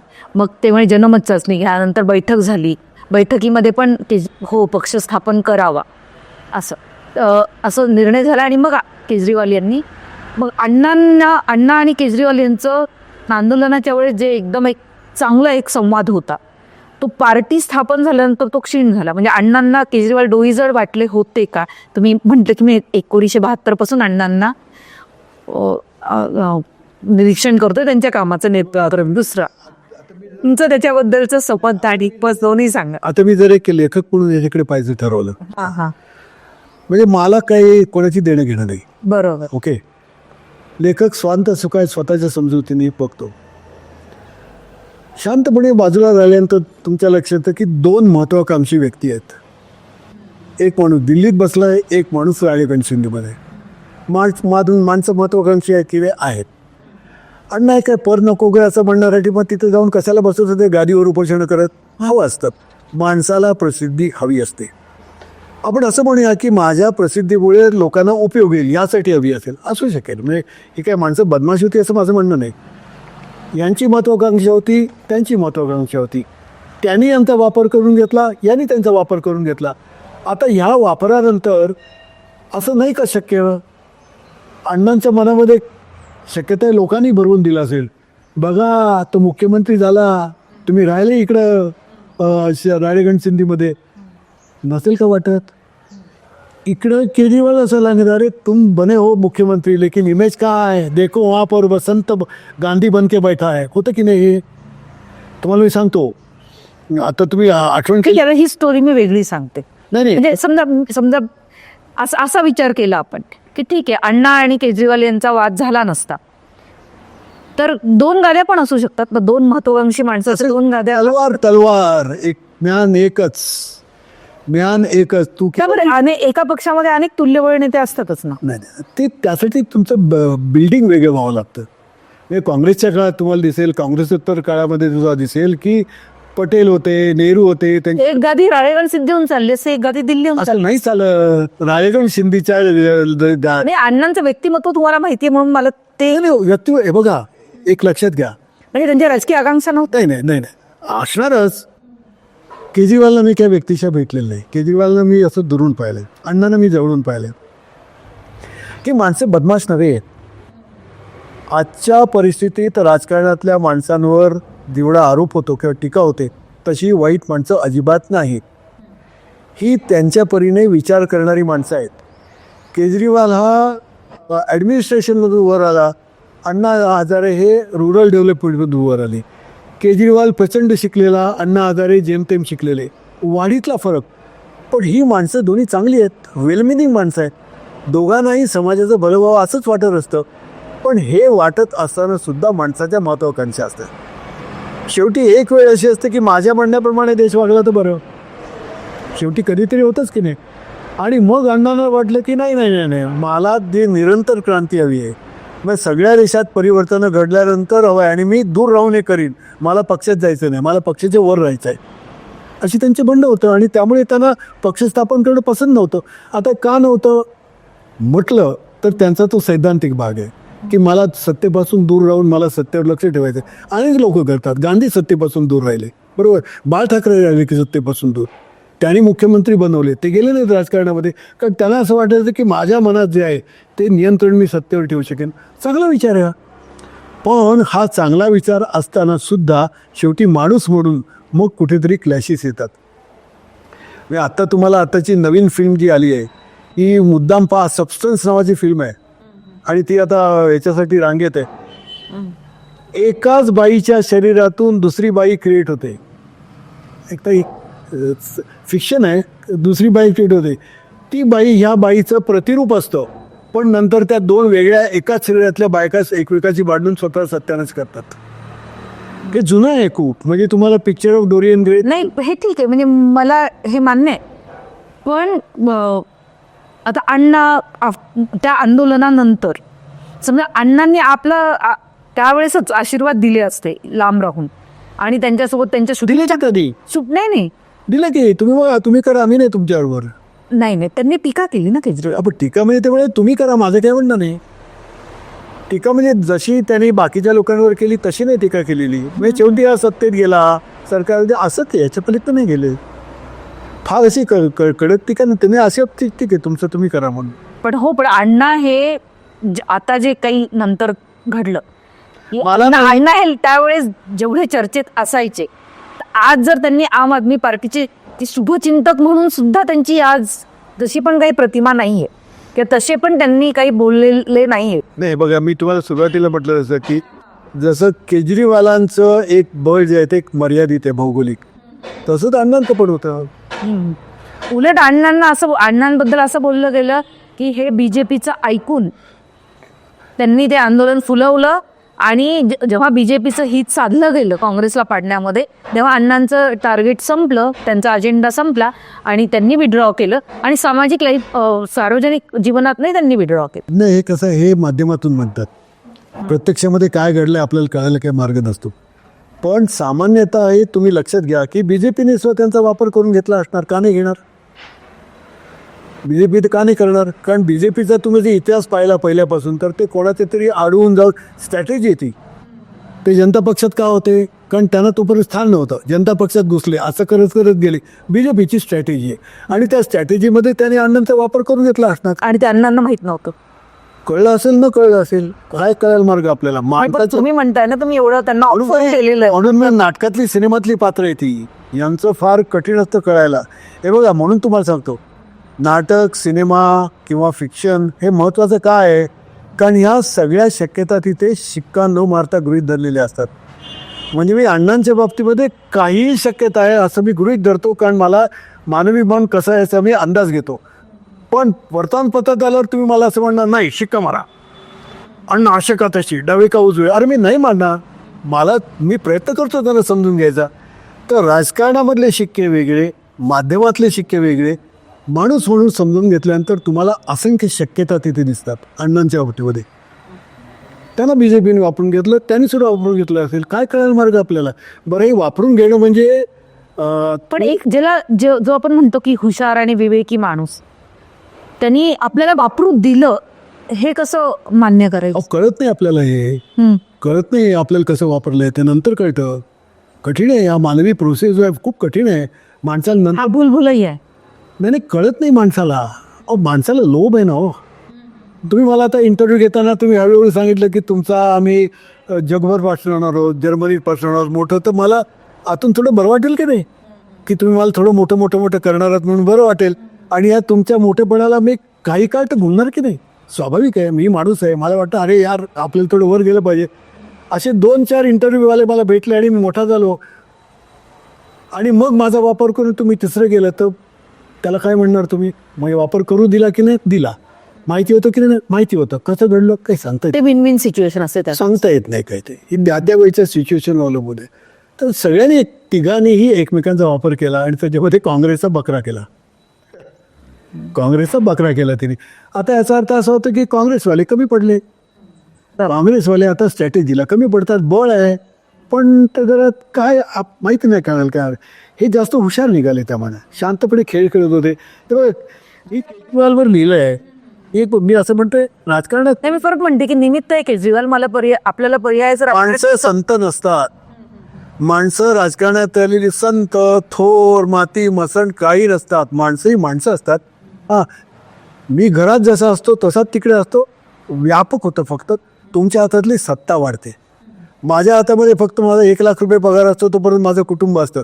माझ्या हातात 1000 कोटी आले की लगेच माझे खेळ बदलतात. तेव्हा ही सगळी माणसं आहेत राजकारणातली खेळ खेळत असतात. ह्या पलीकडे या सगळ्या खेळांच्या पलीकडे जाऊन एखादा माणूस एक मोठं नरेटिव्ह निर्माण करतो असं खूप 100-200 वर्षात एखाद वेळा घडतं. फार वेळ नाही. तसं भारतात कोण कोण गांधींच्या बाबतीत घडलं. जागतिक पातळीवर म्हणाल तुम्ही मंडेलांच्या बाबतीत घडलं. तिकडे म्हणाल तर तुम्हाला मार्टिन लुथर किंगच्या बाबतीमध्ये घडलं. त्यांनी एक या सगळ्यातून जाऊन इवन तुम्ही लिंकनचा विचार करू शकता. ठीक आहे, पण आता परत तुमच्या पुस्तकाकडे वळूया. तुम्ही याच्यामध्ये सोशल मीडियाच्या क्षमतेचं खूप चांगला म्हणजे त्यावेळेस काय काय घडलं हे सगळ्या घटना तुम्ही याच्यामध्ये या पुस्तकामध्ये लिहिलेल्या आहेत की कसे IT प्रोफेशनल्स किंवा चांगले तगडी सॅलरी असलेले लोक तरुण ज्यांचं एक ॲस्पिरेशन होतं की नाही मी माझ्या देशासाठी काहीतरी करेल, कारण ते बळ आहे त्यांचं की नाही मी जे लहानपणापासून हे पाहिलेले आहे परिस्थिती ती मी या तरुण वयामध्ये बदलू शकेल. आणि एक केजरीवाल नावाचा एक चेहरा मला दिसतोय. मी त्याच्या पाठीशी माझं जर हे सगळे सोशल मीडिया स्किल सगळे कौशल्यपणाला लावले तर ह्याच्यातनं काहीतरी चांगलं घडून येईल. सामान्य माणसाचं जगणं सोपं होईल. असे एक तुम्ही थोडंफार असं म्हणा की स्वप्नाळू वयामधली पण मुलं या आंदोलनात पाली नोकऱ्या सोडल्या, लाखोंच्या नोकऱ्या, लाखोंच्या पॅकेजवर लाथ मारणार. ही सगळी ऊर्जा आज केजरीवाल होल्ड करू शकले आहेत असं वाटतं का? बाकी नाही. आणि बाहेर नाही, पण बरेच जणांचं असं झालं की त्यांनी सगळी एक शक्ती लावली पण त्यांना असं वाटलं की आम्हाला कढीपत्त्यासारखं घडलं असेल. शक्य आहे. एक तर त्यांनाही वेळ नसेल. मग तुम्ही त्याला म्हणजे केजरीवालांचं ही मर्यादा मानता का? हे केजरीवाल 1000 मर्यादा येतो असं काय तो काय कोणी तुम्ही काय असं काय मोठा नाही त्याच्यामुळे पण ते जे व्यापक हित साधायचंय त्याला तर नाही साधलं गेलं. त्याने प्रयत्न केला नाही जमलं. माणसं गेली नाही जमली. It's okay. अहो एवढा मोठा जगाचा आपल्या भारतात शेकडो वर्ष चालतात त्यात 2 वर्षांनी 5 वर्षात लहान ठिपका येतो. नाही जमलं असेल. आणि केजरीवाल काय असा काय तुम्ही काही मोठा माणूस झालाय असं मानून चालू नका. अजूनही वेळ लागेल. आपल्याला काय माहिती काय करतो ते. चुकातून तो शिकला तर शिकला, नाही शिकला तो नाही शिकला. काय करणार त्याला आपण.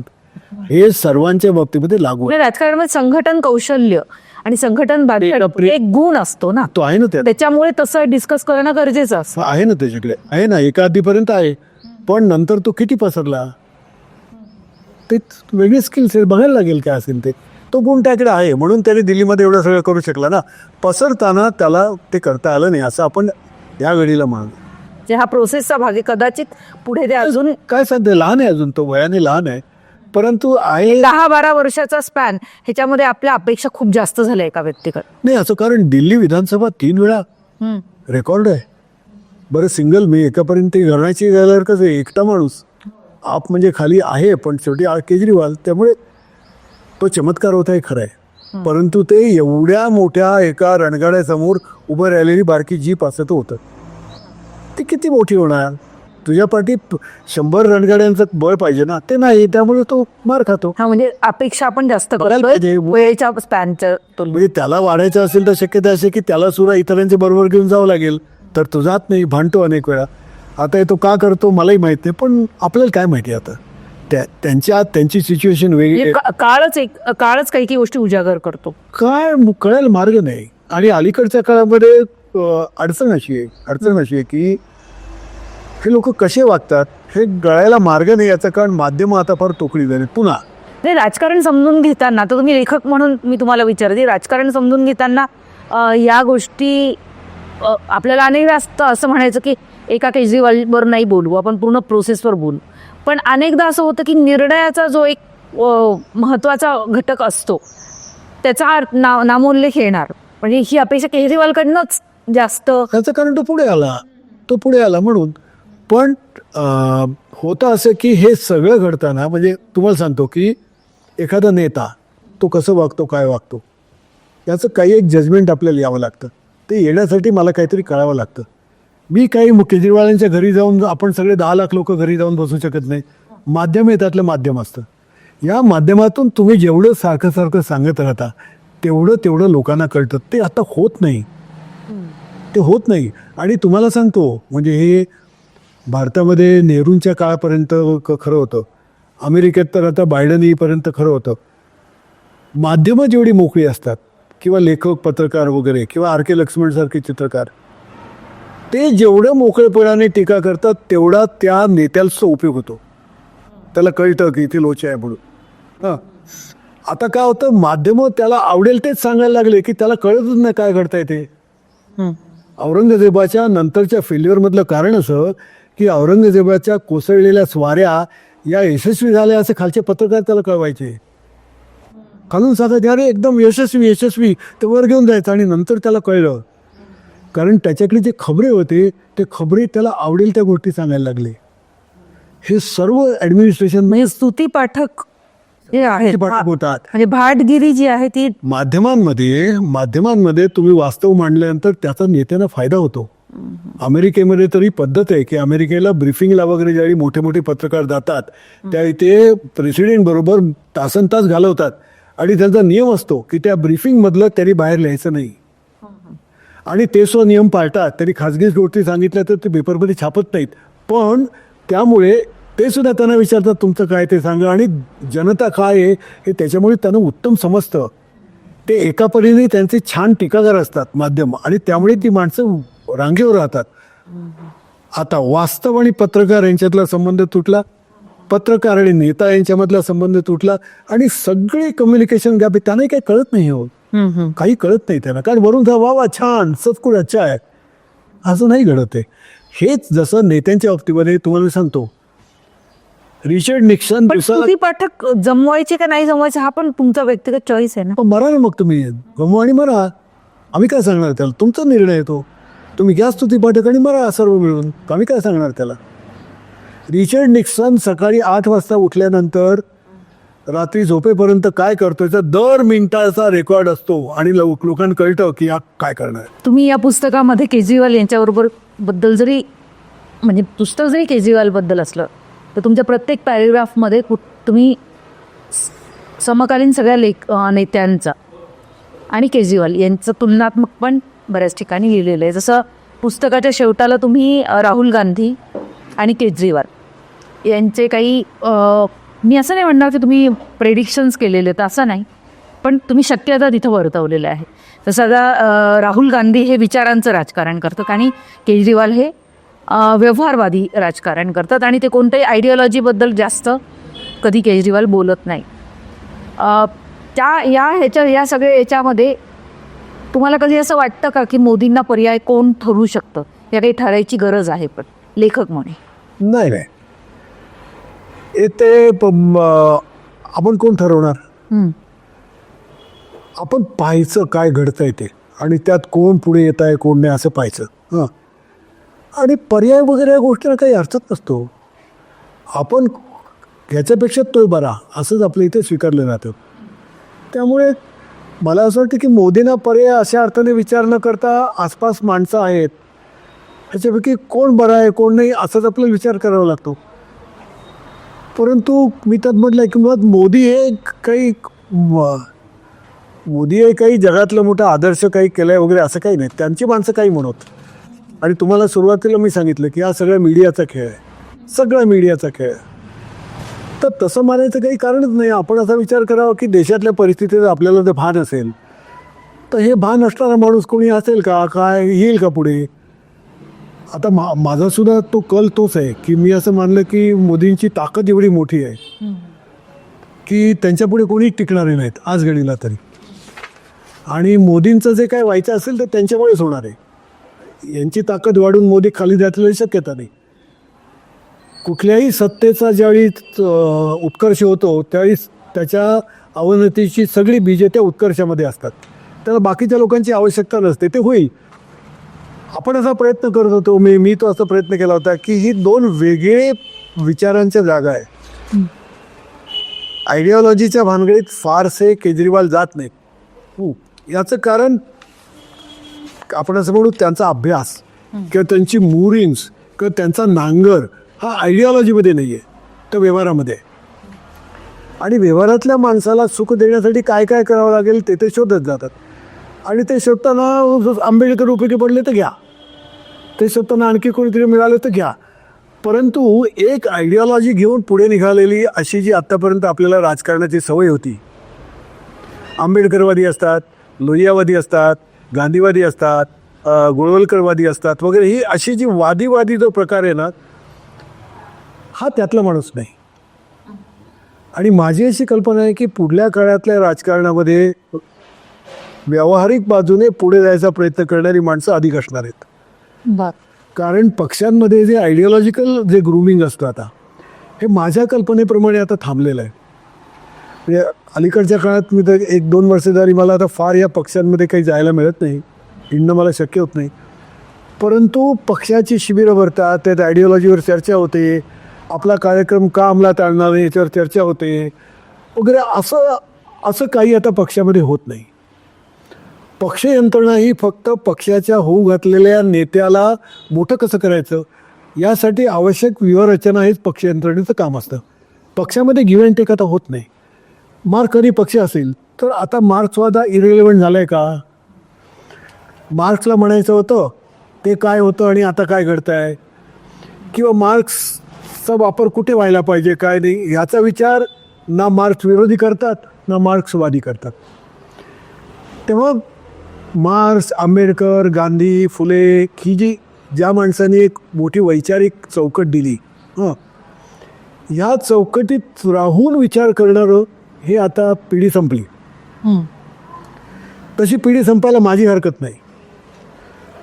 मला असं वाटतं की मला आजचे प्रश्न सोडवायचे असतील तर 50 वर्षापूर्वी कोणी काय म्हटलं आहे हे मला फारसं उपयोगी नाही पडत. मला दिशा मिळते. म्हणजे बाबा गरिबांबरोबर राहा, अन्याय होऊ देऊ नका, माणसांचे गळे दाबू नका, निसर्गाचा नाश करू नका, एवढी जी बेसिक प्रिन्सिपल सांगणारे तेवढी मला कळतात.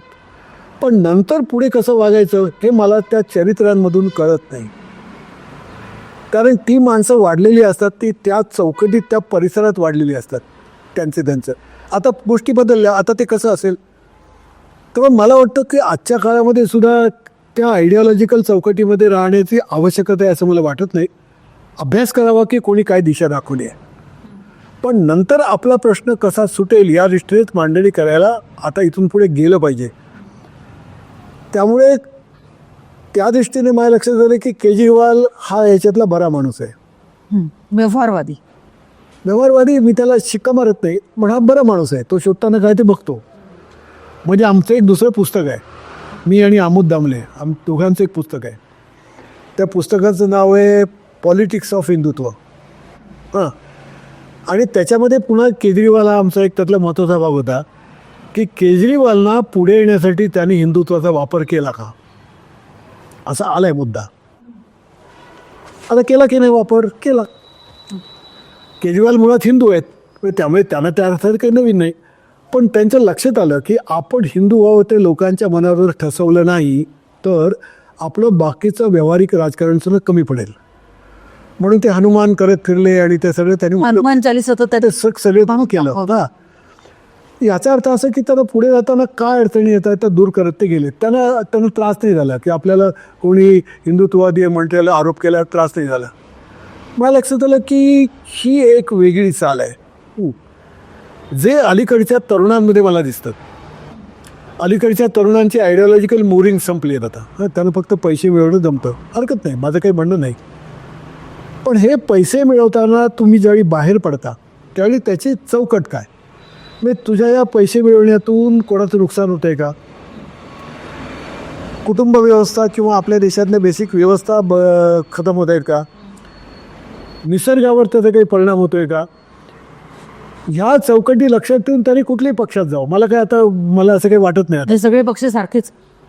अर्थात पक्ष आता साधन राहिलं, पक्ष कॉन्ट्रॅक्टर आहे. मी तुम्हाला सांगतो माझी उपमा हीच आहे, पक्ष हे आज लेबर कॉन्ट्रॅक्टर्स आहेत. हे लोक लेबर कॉन्ट्रॅक्टर्सचे गोळा करतात, तसे आमदारांना गोळा करतात आणि त्या आमदारांना गोळा करून विधानसभेतलं सत्ता नावाची इमारत बांधतात. मग आता 2 गवंडी घ्या, 2 सुतार घ्या, त्यांना बाकी काही देणं घेणं नसतं. त्यामुळे निवडून येणाऱ्या माणसाचे चरित्र काय, त्यांना काही देणं घेणं नाही. तू माझ्याकडे येतो का, माझं ऐकतो का, ये. आताच हे पक्ष हे सगळे पॉलिटिकल कॉन्ट्रॅक्ट लेबर आहे. आता ह्याच्या बाहेर इथून पुढल्या माणसांनी तुम्ही उल्लेख करतो की तरुण माणसांनी काय करावं असं काय नाही. माझं असं लक्षात आलं की या चौकटीच्या बाहेर आता तरुण माणसाला जाणं कठीण आहे. इथून नवा मार्क जन्माला येईल आणि इथून नवा गांधी जन्माला येईल आणि तो काहीतरी सांगेल असं नाही होणार. इथून काही नवीन आयडिओलॉजी वगैरे येण्याची काही शक्यता नाही. आणि मोरोवर जगाचा अभ्यास केल्यानंतर तुम्हाला कुठल्या दिशेने जायचं आहे तुम्हाला तर कळतं. त्यासाठी काही सांगायची आवश्यकता नाही, थोडा अभ्यास केला तरी कळतं. त्यामुळे व्यवहारात पुढे जाऊन समाजाचा तोल बिघडणार नाही, याचं कसं सांभाळणार हा त्यातला तुमचा सर्वात महत्त्वाचा मुद्दा असतो.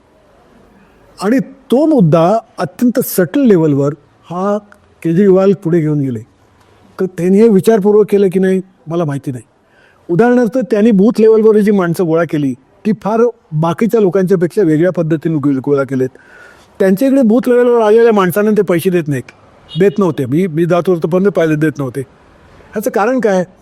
याचं कारण त्यांच्या विधानसभा त्या वॉर्ड लेवलवर जी माणसं होती ही वॉर्ड लेवलवरची माणसं वॉर्ड लेवलवरच्या प्रश्नांवर काम करणारीच माणसं होती.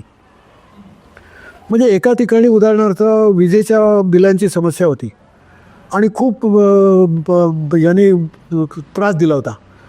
हे तिकडे गेले, मग ते लोक एकत्र आले, वीज बिलं कमी करा, अमुक करा, तमुक करा. ती जी 100, 200, 500 माणसं त्याच्यामध्ये त्या संघर्षामध्ये होती तोच माणूस त्याचा प्रतिनिधी झाला. त्यामुळे तो प्रश्नांमुळे केजरीवालला बांधला गेलेला होता. त्यामुळे तो आपणून आला, त्याला पैसे द्यावे लागले नाही. केजरीवालच्या सगळ्या संघटनेमध्ये BJP वगैरे काय म्हणतात तो सोडून द्या, परंतु केजरीवालला त्याच्या निवडणूक यंत्रणा उभं करण्यासाठी पैसे खर्च करावे लागत नाहीत. आणि BJP किंवा इतर पक्ष जे करत असतील त्याचे 1% पैशावर त्याची यंत्रणा उभी राहते. आणि त्यामुळे त्याच्या यंत्रणेला उभं करत असताना पैसे वाटा मग ते वसूल करण्यासाठी भ्रष्टाचार करा हा प्रॉब्लेम त्याला आला नाही. पण एक अपेक्षा असते ना, तुम्ही जे म्हणताय की व्यवहारवादी आहेत केजरीवाल, मान्य आहे, आणि काही काही गोष्टींमध्ये ते मौन आहेत. म्हणजे तुम्ही काय म्हणताय आयडिओलॉजीबद्दल ते बोलत नाही. पण अनेकदा कसं असतं की आता शाहीन बाग आंदोलन झालं किंवा जामिया मिलियामध्ये काय झालं, JNUमध्ये जे काही घडलं त्याच्याबद्दल ते मौन होते. तो त्यांना अधिकार आहे की त्यांच्या आम आदमी पार्टीची राजकीय खेळी कशी असली पाहिजे हा त्यांचा पॉलिटिशियन म्हणून बरोबर अधिकार आहे. पण एक अपेक्षा पण आहे ना. अपेक्षा कशी आहे की जेव्हा अल्पसंख्याक या देशात मारला जातो तर अशी अपेक्षा असते की अरे हे वेलफेअरिझमचे जे चेहरे आहेत त्यांनी आम्हाला काहीतरी आमच्याबद्दल एखादं वाक्य बोलावं ज्याच्यामुळे आम्हाला फायदा होईल, अशी अपेक्षा असणं. कारण जे मारले ही अपेक्षा नांदेड परभणी तुमची आहे, दिल्लीतल्या लोकांची अपेक्षा का कशी नाही? कारण दिल्लीच्या लोकांना दिसत असतं ना समोर शाहीन बाग त्या काळात काय घडलं तुम्हाला सांगतो. मला तर काही इनर एवढं सगळं माहिती नाही, कारण तोही फार हुशार झाला आहे माणूस. तो पत्रकारांची नीट बोलत नाही, आपलं सगळं नीट पत्रकारांचे तो शेअर करत नाही, ते शक्यतो मुलाखती देतच नाही. त्यामुळे त्यांचं अंतरंग कळणं फार कठीण आहे. परंतु जे बहिरंग दिसतं त्यानुसार त्यांनी काय केलं, इकडे हिंदू मतदारांना दुखवायचं नाही पण तिकडे आज जाऊन मुस्लिम मतदारांशी संपर्कपत्र ठेवायचा की मुझको करना पडता है, हां तुमचे काय प्रश्न आहेत त्याचे मी तुमच्याबरोबर होतो. बरं ते जे मुसलमान होते त्याच्यातल्या बहुतेक लोकांशी त्यांचा संबंध होता, मग त्यांचे जे लोकल प्रश्न आहेत त्याच्यामध्ये तो होताच. त्यामुळे शक्यता अशी आहे की त्याला ती तारेवरची कसरत जमली. पण हा पॉलिटिकल गेम आहे, हा कधी उलटतो कधी नाही तुम्हाला काही सांगता येत नाही, पण हा खेळावा लागतो. ते भोकल नाही राहिले पण कृतिशील राहिले. अरे हुशार आहे माणूस तो, त्यांनी त्याचे काही हिशोब केले, आता त्या हिशोबाने तो पुढे जात राहिला. आता तो आयडिओलॉजी नाही असं म्हणण्याचा माझा अर्थ असा आहे की त्याचं ग्रूमिंग सुरुवातच आहे. हो, शाळेतून कॉलेजमध्ये गेला, कॉलेजमधून IIT शिकला, IITमध्ये कुठल्याही तरुणामध्ये जो एक ध्येयवाद असतो आपण काहीतरी समाजासाठी करावं वगैरे, तो उठून कोणाकडे गेला. तुम्ही या पुस्तकात लिहिलेलं की IIT मधला जो एक ग्रुप असा होता की जो पटकन कुणाच्या तरी मदतीला पळायचा, त्या ग्रुपमध्ये केजरीवाल हा गेला कोणाकडे, मदर तेरेसाकडे. हो, मदर तेरेसा. हा मदर तेरेसाकडे गेला आणि मदर तेरेसा बरोबर त्यांनी काम केलं, उठून पॉलिटिकल पार्टीत नाही गेला तो. म्हणजे या सगळ्या काळामध्ये बाबा मार्क्स वाचला, लोहिया वाचला, गांधी वाचला असं काहीही नाही. प्रॅक्टिकल लेवलवर ज्या गोष्टी वगैरे करत होत्या आता तेवढं भान त्यांनी ठेवलं. त्यामुळे उद्या त्याला तुम्ही आंबेडकर आणि फुल्यांमधला संबंध त्याला माहीत नाही. पण मला असं वाटतं की ते संबंध करण्याची जरूर पण नाही. का? बहुजनांचं कल्याण झालं पाहिजे जर तुमचं लक्ष आहे का, प्रश्न मिटला.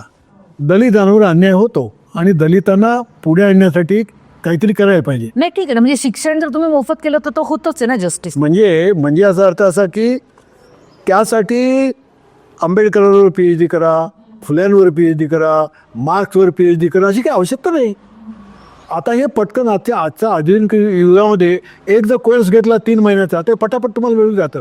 मी तुम्हाला मगाशी उल्लेख केला लंडन स्कूल ऑफ इकॉनॉमिक्समध्ये एका कोर्समध्ये धडाधड संपूर्ण मोकळे होतात. तर पुढला मार्ग कसा काढायचा?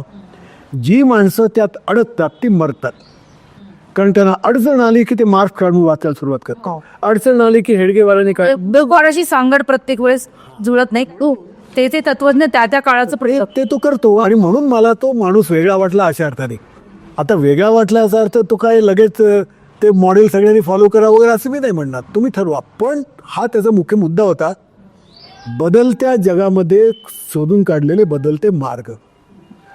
आणि एका परीने ते आता मी हिंदुत्ववादाबद्दल त्यांनी केलेच की नाही सगळे उद्योग. आता तो हिंदुत्व आहे का, मी असं म्हणणं नाही, खुशारी केली. आता त्यामुळे सगळे डावे नाराज झाले, सगळं ये भी वो चला गया. आता तो म्हणतो माझा प्रॉब्लेम असा एक मला निवडून द्यायचा आहे. डाव्या लोकांच्या बरोबर बसलो, व्याख्यानं ऐकली तर मला मतं देणार आहेत का, किती मला मतं मिळणार आहेत, मतांचा हिशोब त्यांनी केला असणार असं त्याच्या कृतीवरून लक्षात येते. ओके. आता पण तो वेगळा आहे. आता याविरुद्ध असं दिसतंय की राहुल मात्र काही गोष्टी या अत्यंत म्हणजे व्यवहार नाकारून तो काही राजकीय विचार मांडतोय, व्यवहार नाकारून मांडतोय. आता मला माहिती नाही की हे राहुल गांधीकडे येणारी माणसं ही त्याने व्यवहार नाकारून तात्विक भूमिका घेतल्यामुळे येतात का इतर कारणामुळे येतात, पाहावं लागेल, अभ्यास करावा लागेल. परंतु ती 2 टोकं आहेत आणि तो काही गोष्टी तशाच मांडतोय. हो, एकीकडे निवडणुका चालू असताना त्यांचं भारत जोडो चालू होतं आणि तिथं नाही, उल्लेख आहे निवडणुकांच्या राजकारणापासून ते थोडे दूरच राहत आहेत. हे तर थोडे दूर त्याच्या भूमिकांमुळेच आहे, भूमिकेमुळे. पण आता त्याचा एक अर्थ असा होतो की मी जर माझ्या भूमिकेवर ठाम राहिलो तर माझ्या भूमिकेपाठी मी लोकांना घेऊन येईन असं बळ त्यांनी जोडलं तर भारतामध्ये नवीन परिवर्तन घडेल, बरोबर, जे आज घडत नाही आहे. म्हणजे व्यवहारी माणसांना व्यवहाराकडे घेऊन जाणं ही एक वाट आहे. आणि माणसं व्यवहारी आहेत पण त्यांना व्यवहार सोडून माझ्या विचाराकडे मी घेऊन जाणार आणि त्यासाठी मी काहीतरी करीन ही दुसरी वाट आहे. बघूया काय होतं. तर राहुलची वाट यशस्वी झाली तर या देशाला एक नवीन वळण लागेल, केजरीवालची वाट यशस्वी झाली तर वेगळी वळण लागेल. त्या 2 वाटा मला या ट्रान्झिशनमध्ये दिसतात आणि मला ते मजेशीर वाटतं सगळं प्रकरण. पण पुन्हा ही माणसं आहे ते लक्षात ठेवा.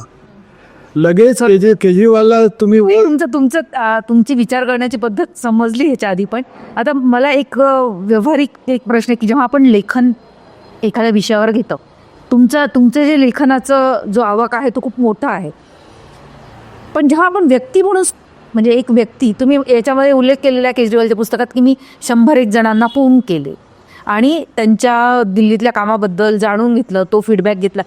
हे जेव्हा एखादी व्यक्ती दुरून करतीये लेखन करणारी, तर ह्याच्यामध्ये तुम्ही पडताळणी कशी करता की हा माझा जो सोर्स आहे तो खूप ऑथेंटिक आणि असा पाहिजे की तो खूप म्हणजे स्पॉन्टेनियसली, पण अनेकदा प्रतिक्रिया गरजेच्या असतात माणसांच्या, पूर्वग्रह दूषित प्रतिक्रिया असल्याने पण लेखनावर परिणाम होत असतो अनेकदा.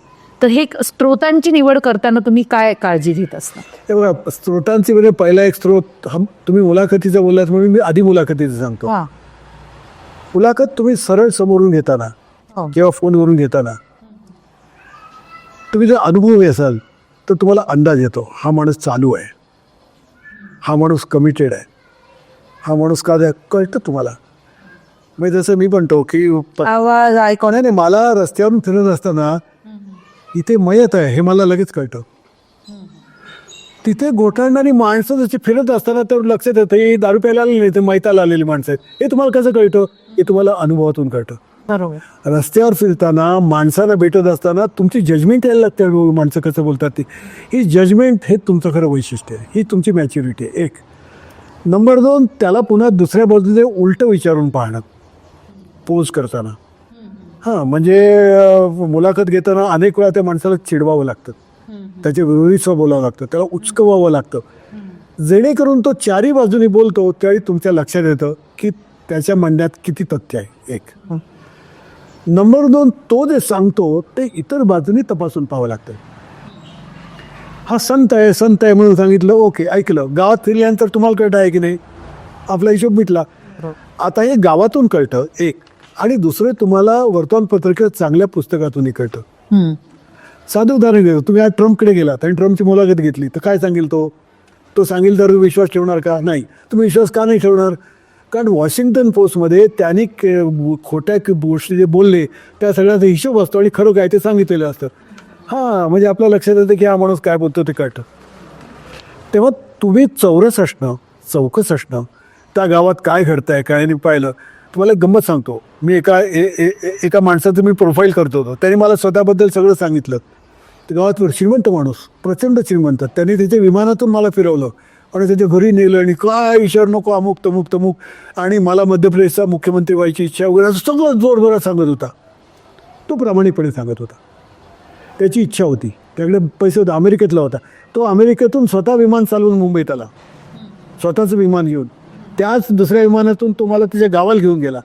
सगळे त्यांनी मला दाखवलं. Very impressive. तो सांगत होता ते खरं होतं की नाही होतं.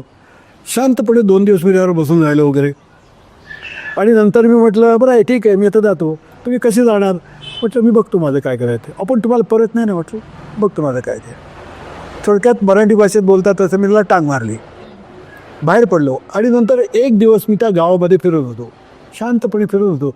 देवळात जाऊन बसलो. एक देऊळ होतं, ते त्यांनी फायनान्स केलेलं देऊळ होतं त्या माणसानी. प्रचंड इतकं पॉश देऊळ सगळं. मी जाऊन तिथे बसलो, ते देवळात कोणीच येत नव्हतं. म्हटलं नाही एवढं सगळं चांगलं गावातलं देऊळ कोणी येत का नाही? मग शेवटी त्या पुजाऱ्याला विचारलं, ह्या लोक आते क्यों नाही आहे? तो म्हणाला ये रईस लोगों का बनाया हुआ है, रईसों को हम नहीं मानते. आता त्या गावाचा श्रीमंतीवर असलेला विश्वास आणि त्याने कुठून चोरून पैसे आणले असेल वगैरे असं खरं खोटं त्यालाही माहीत नसतं. आपल्याला गावाचं मत काय ते कळलं. आता जर त्यांनी पुन्हा 10 विमानं आणली आणि मुख्यमंत्रीच्या यादीत उभा राहिला तर लोकमत त्याला कुठे ठेवेल? मला लक्षात आलं.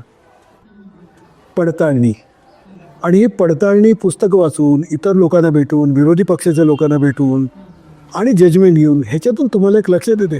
पण एवढं अजून सुद्धा चूक होऊ शकते. एवढं अजून सुद्धा अनेक वेळा लोक आपल्याला फसवतात, पण त्याला काही इलाज नाही. पण ह्याच चारी बाजूने एक करावं लागतं. आणि थोडंसं आपण शक्यतांच्या जवळ जाऊ शकतो. भरपूर जाता येतं. म्हणजे तुम्हाला याला म्हणून दुसरी बाजू तुम्हाला कळायलाच पाहिजे. म्हणून आता मी सांगतो ना की आता पत्रकारांमध्ये एक पूर्वीची पद्धत अशी होती की बीट द्यायची. म्हणजे हा काँग्रेसवाला तो वाला वगैरे. हा मी ज्यावेळी मी मुक्त होतो, कधीच मी भानगडीत पडलो नाही. पण मी म्हणतो मला बीट नाही, मी कोणाकडे जाईन. मला काय सगळे लोक सारखे आहेत, आपल्याला काय होतं कळेल की ना एकमेकाबद्दल काय म्हणतात ते. तेव्हा चारी बाजून तपासून पाहणं, त्यांनी सत्य तुमच्या हाती लागेल याची खात्री नाही. कोणीही माणूस दावा करू शकत नाही की सत्य माझ्या हाती लागलंय. पण एक मलाही शक्यता दिसते, आणि 2 मीही प्रामाणिकपणे केलेली आहे. आणि पत्रकाराचा प्रामाणिकपणा हा त्यातला सर्वात महत्त्वाचा मुद्दा असतो. पत्रकाराच्या वागण्यावरून समोरच्या माणसाला अंदाज आला की हा इकडे तिकडे आहे की मग तुम्हाला कोणी खरी उत्तर देत नाही. आणि अलीकडच्या काळामध्ये घडतं तर तेच घडत लोकांच्या लक्षात येत नाही की तुमची इमेज काय आहे, तुम्ही कुठल्या गाडीतून उतरता, तुम्ही कसे जाता, तुम्ही लोकांना कसे भेटता, त्यांच्या घरी कसे वागता, खूप महत्त्वाचं असतं. ते तुम्ही जर नीट असेल तर तुम्हाला कळतं. आणि सत्य नाही कळेल पण तरी खूप बाजू कळतात. आणि शेवटी आपलं काम तेच नाही, सगळ्या बाजू शक्यतो मांडायचे, एका बाजून नाही. एक अजून एक की इंडिया अगेन्स्ट करप्शनची घोषणा देत केजरीवाल मोठे झाले आणि त्यांनी एक गारूड सुशिक्षित तरुणांवर टाकलं. पण अनेकदा असं होतं का की आंदोलन संपल्यानंतर जे तरुण तिथे सगळी स्वतःची ऊर्जा लावतात, जीवन लावतात, तर त्यांना अनेकदा एक नैराश्य येतं. त्यांना जे अपेक्षित असतं, ज्या कारणासाठी ते आंदोलनात असतात, ह्याच्यामुळे आंदोलनांवरचा विश्वास जो आहे तो भारतामध्ये कमी होतोय असं वाटतं का तुम्हाला? होतो. आणि त्याची कारणं काय? नाही, कारण हेच आहे की आंदोलनं करून जर काही निघत नसेल तर माणूस काय करणार. कारण आंदोलनामध्ये माणूस जर ज्यावेळी सामील होतो त्यावेळी तो बेभान असतो. तो असं काही विचार करून वगैरे असं नसतं, बेभान असतो. त्याला असं वाटतं की हा प्रश्न सोडवतोय आणि ज्या क्षणी त्याच्या लक्षात येतं की हे अप्रामाणिक आहेत किंवा हे करू शकत नाहीत, होतं माणसांचं. मग अशा वेळेस दबाव गट नष्ट होतील ही भीती नाहीये का? नाही, ते मला माहिती नाही. खरं दबावगट नसतं व्हायचं कारण नाही, उलट दबावगट वाढले पाहिजेत.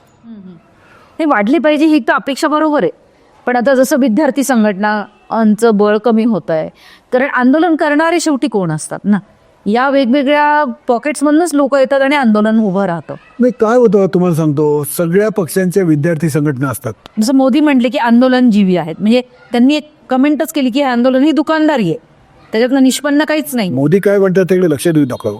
ते सगळं ते एका लाईनीत बोलत असतात.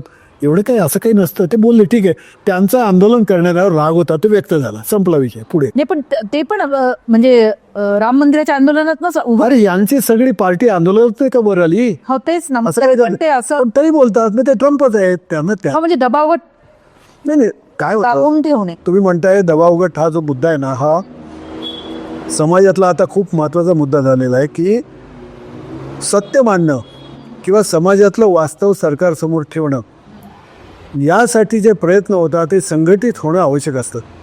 ते ट्रेड युनियनमधून वगैरे होत असतं, बरोबर. आता झालं आहे असं की माणसं आणि समाज इतका विस्कळीत झाला आहे की 10 माणसं एकत्र येणं नावाची गोष्ट आता खूप कमी झाली आहे. विचारांना किंवा कार्यक्रमाचा आधार ठेवून माणसं एकत्र आली आहेत असं अलीकडच्या काळामध्ये फार कमी व्हायला लागलेलं आहे. कारण माझं मराठा आंदोलनासाठी लाखो लोक रस्त्यावर उतरलेच होते ना महाराष्ट्रामध्ये. कारण घोषणा होती, एका वाक्यात होतं, एक मराठा लाख मराठा या गोष्टीखाली एवढे जण एकत्र आलेच ना, म्हणजे ते तर आपण आता हे रिसेंट आहे ना गोष्ट. हा, ते आपण काय म्हटलं, ते माध्यमातून क्रिएट केलेल्या घोषणेमुळे झालं. माझा प्रयत्न तोच आहे की लोकांना आता अलीकडे विचार करून सगळ्या गोष्टीतून पुढे जाण्याच्या ऐवजी एका शब्दात एका वाक्यात उत्तर मिळालं की लोक खुश असतात, मग मरे नाका बाकीचं. असे लोक का करतात? याचं कारण अलीकडच्या व्यक्तिगत जीवनामध्ये माणसाला एकूण समाजाच्या बदललेल्या परिस्थितीमध्ये विचार करायला आणि आपल्या व्यक्तिगत स्वार्थापलीकडे जाऊन 4 लोकांच्या बरोबर एकत्र यायला आता वेळ नाही. म्हणजे माझ्या गल्लीमध्ये काही झालं तर अरे आपण शेजाऱ्यानं भेटूया, आपण जाऊन कॉर्पोरेटरला भेटूया, आपण एक पत्रक काढूया वगैरे, हे करायला आता कोणाला वेळ नाही. एक मग अशावेळी प्रॉब्लेम तर आहे, मग सुटणार कसा? मग कोणीतरी संबंध भारतातली गटारं मी एका मिनिटात दुरुस्त करतो की झाले, माणसं तिकडे गेली, असं होतं. एका ओळीत उत्तरं आणि एक चमकदार घोषणा याच्यामध्ये माणसं गुंततात आणि बाकीच्या गोष्टीकडे राहत नाहीत. एक आणि 2, माझं म्हणणं असं आहे की समाज हा गेल्या 10 वर्षामध्ये खूप काय म्हणतो तर तुकडे झाले, त्याचे विस्कळीत झालं आहे, ठिसूळ बनलं आहे. समाजामध्ये लोकांनी एकत्र येणं ही गोष्ट ही फक्त भ्रामक घोषणा सोडता इतर गोष्टींसाठी होत नाही आता अलीकडच्या काळात. आणि एकेकाळी जे धर्माने होत होतं तेही आता होत नाही. त्यामुळे माझ्यासमोर मला असा प्रश्न आहे की माणसाने संघटित होणं आणि संघटितपणे वाट काढणं नावाची गोष्ट समाजातून असताना जाते हळूहळू. कारण कुटुंबा घटक असतो. प्रत्येक कुटुंबामध्ये माणसं आज पैसे कमवण्यामध्ये, आजचं जगण्यामध्ये एवढी व्यस्त आहेत की त्यानं दुसरं काय करायला वेळ नाही होत. आहे का वेळ, सांगा मला. मग कुठे जातात माणसं? एक तर गुन्हे करायला जातात. सर्व आता तुम्ही महाराष्ट्रात सर्व ठिकाणी बघा की तरुण माणसं पटकन गुन्ह्याकडे जातात. ड्रग्ज आहे, दारू आहे, बार आहे. एक नाहीतर राजकीय पक्ष गुन्हेगारीच झाली आता. कारण तिथे सगळं एका, मी तुम्हाला सांगतो, आता मी फिरतो लोकांकडे, साहेब मला काहीतरी काम द्या, काम काय द्या, तर चोऱ्या करा असं सांगणारी माणसं टोळ्या प्रत्येक मतदारसंघात आहेत. तुम्ही करो यार मैं देख लेता हूँ. मग तो काय तुमको कितना चाहिए? 10,000 रुपये चाहिए ना, मैं चले लेता हूँ. आता 10,000 रुपये गुन्हे करून मिळत असतील, ते कुठेतरी जा, भांडिकाचा काम करा, 8 तास काम करायचं, ते बरं आहे. अरे पण त्याचे परिणाम होतील, परिणाम कोणी बघितले? तो बघत नाही. त्याच्यावर बसलेला जिल्हा परिषदेचा माणूस बघत नाही, त्याच्यावर बसलेला आमदार म्हणजे थोडक्यात म्हणजे नागरिकांची पण जी जबाबदारी आहे पण ती दुर्लक्षित करून आता इन्स्टंट सोल्युशन. कारण नागरिक सुद्धा आता विभागले गेले. समाज अत्यंत आता विभागला गेलाय, चिरफाळलाय आता.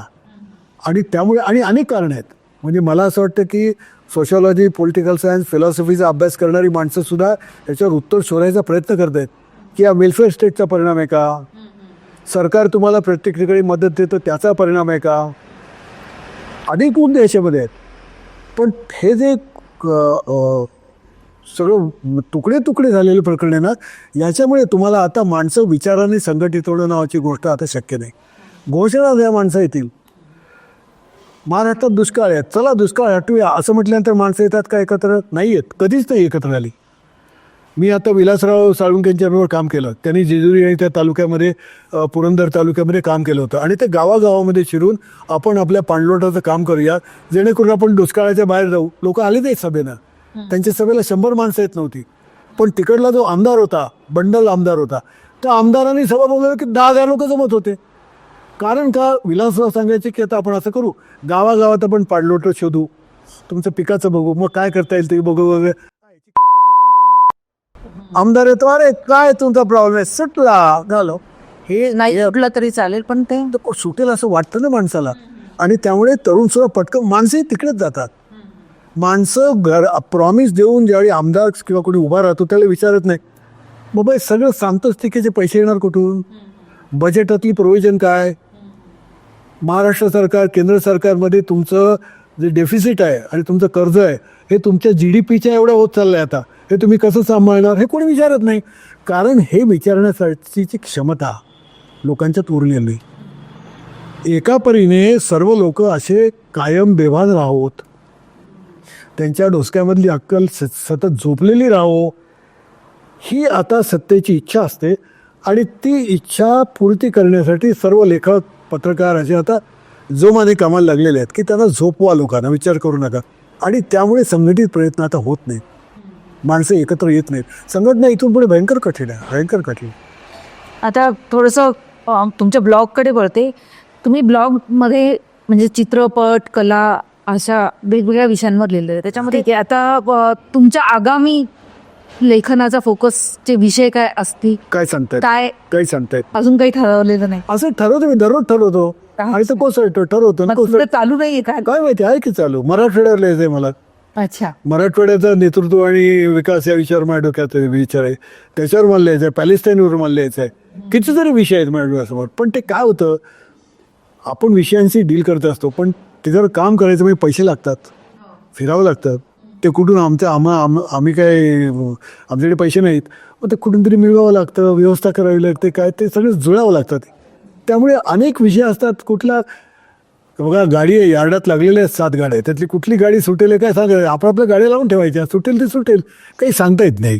तुम्ही म्हणे 7 गाड्या यार्डात लागलेल्या आहेत. त्याच्यावरून मला आठवलं की प्रत्येक जो लेखक असतो किंवा पत्रकार असतो स्वतःचं एक ब्रँडिंग करण्यासाठी एकाच विषयावर सातत्याने लिहित येतो.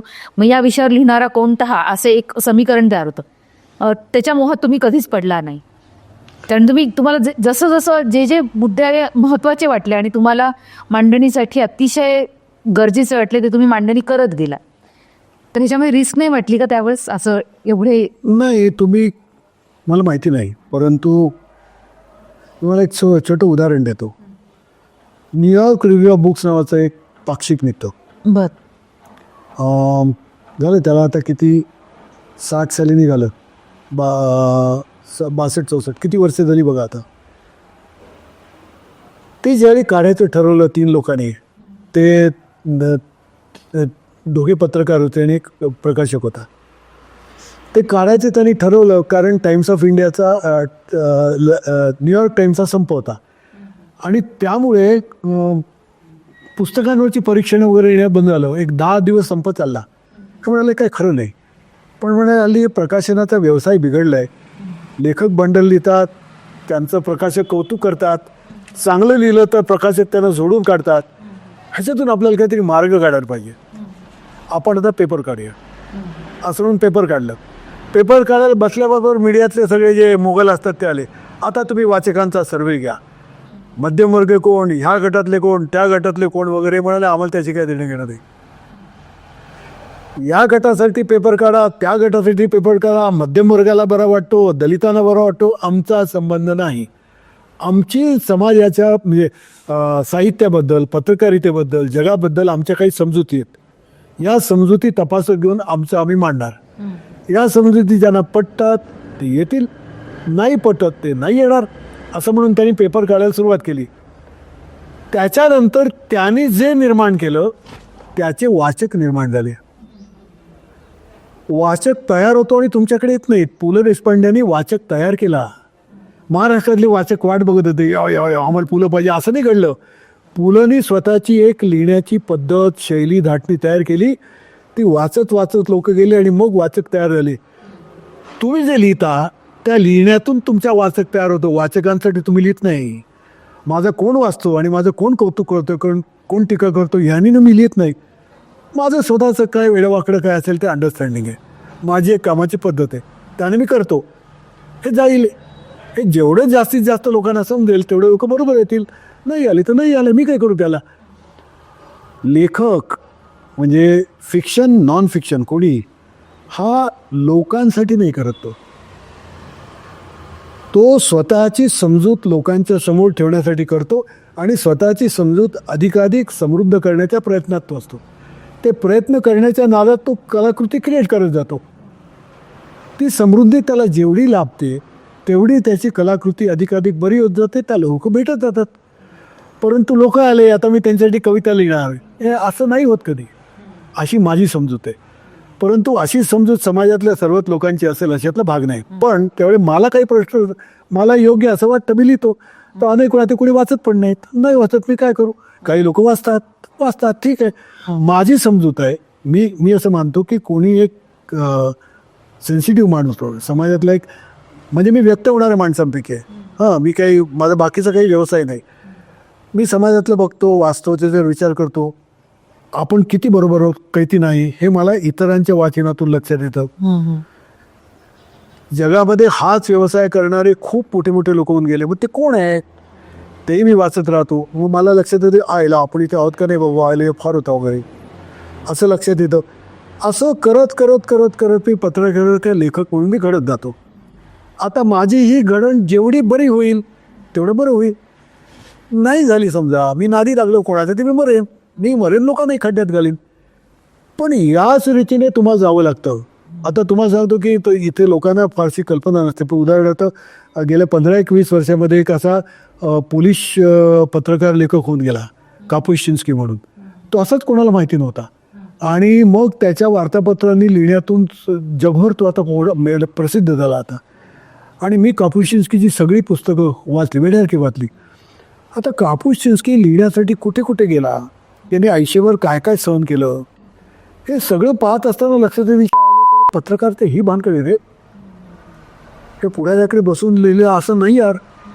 बरं गंमत अशी की हे सगळं करताना कापुशिन्स्कीला अनेक वेळा मरायची बाळी आलेली आहे.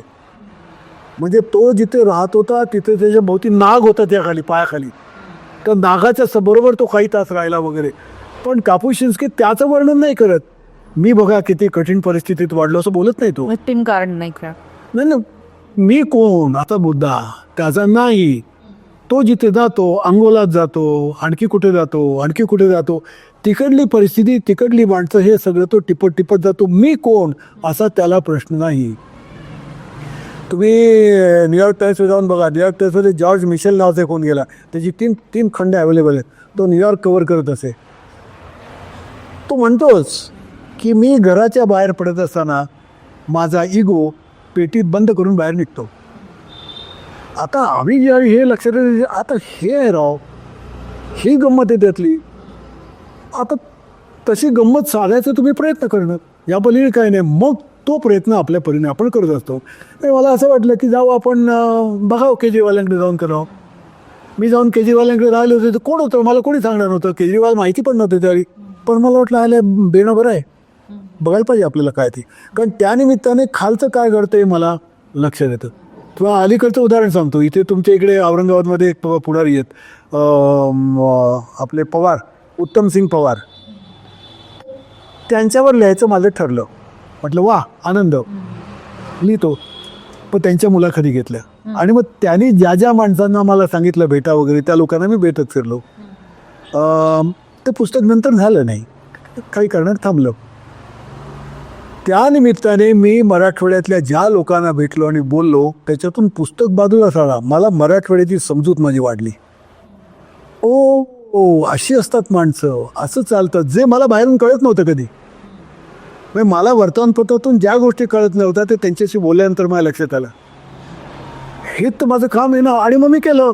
आता ते उत्तम सिंगाचं जे काय पुस्तक आहे ते झालं असतं, त्यातून मी काही कोण मोठा नोबेल लॉरेट होणार नव्हतो किंवा काही होणार नव्हतं, पण माझ्या लक्षात येतं की मला मराठवाड्यातल्या समाजाची घडण आणि त्यांची माणसांची आपसातली वीण काय आहे हे समजायला मला त्याचा उपयोग झाला.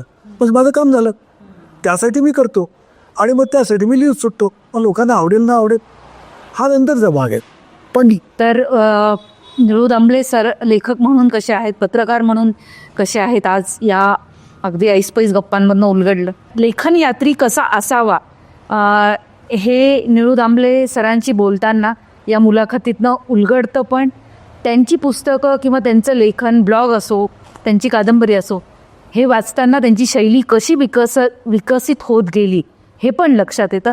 त्यांनी आत्ता जे समारोपात सांगितलं त्याच्यामध्ये मला मिर्झा गालिबचे काही ओळी आठवल्या की ना सताइश की परवा ना सिले की तमन्ना मेरे अशार में माने ना सही, असं एक त्यांनी लिहिलं होतं. कारण ते जेव्हा लिहित होते तेव्हा खूप जण त्यांच्यावर सुरुवातीला टीका करत होते.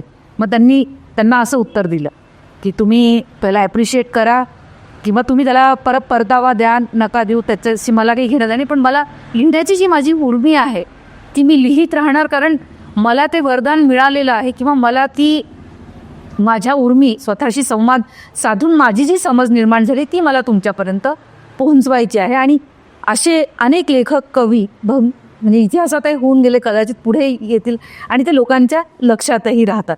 तर तुम्ही आम्हाला हा वेळ दिला आणि पत्रकारितेचे आणि एकूणच लेखन कलेबद्दलचे तुमचे जे अनुभव आहेत ते आमच्यासोबत तुम्ही शेअर केले त्याबद्दल अतिशय मनपूर्वक आभार.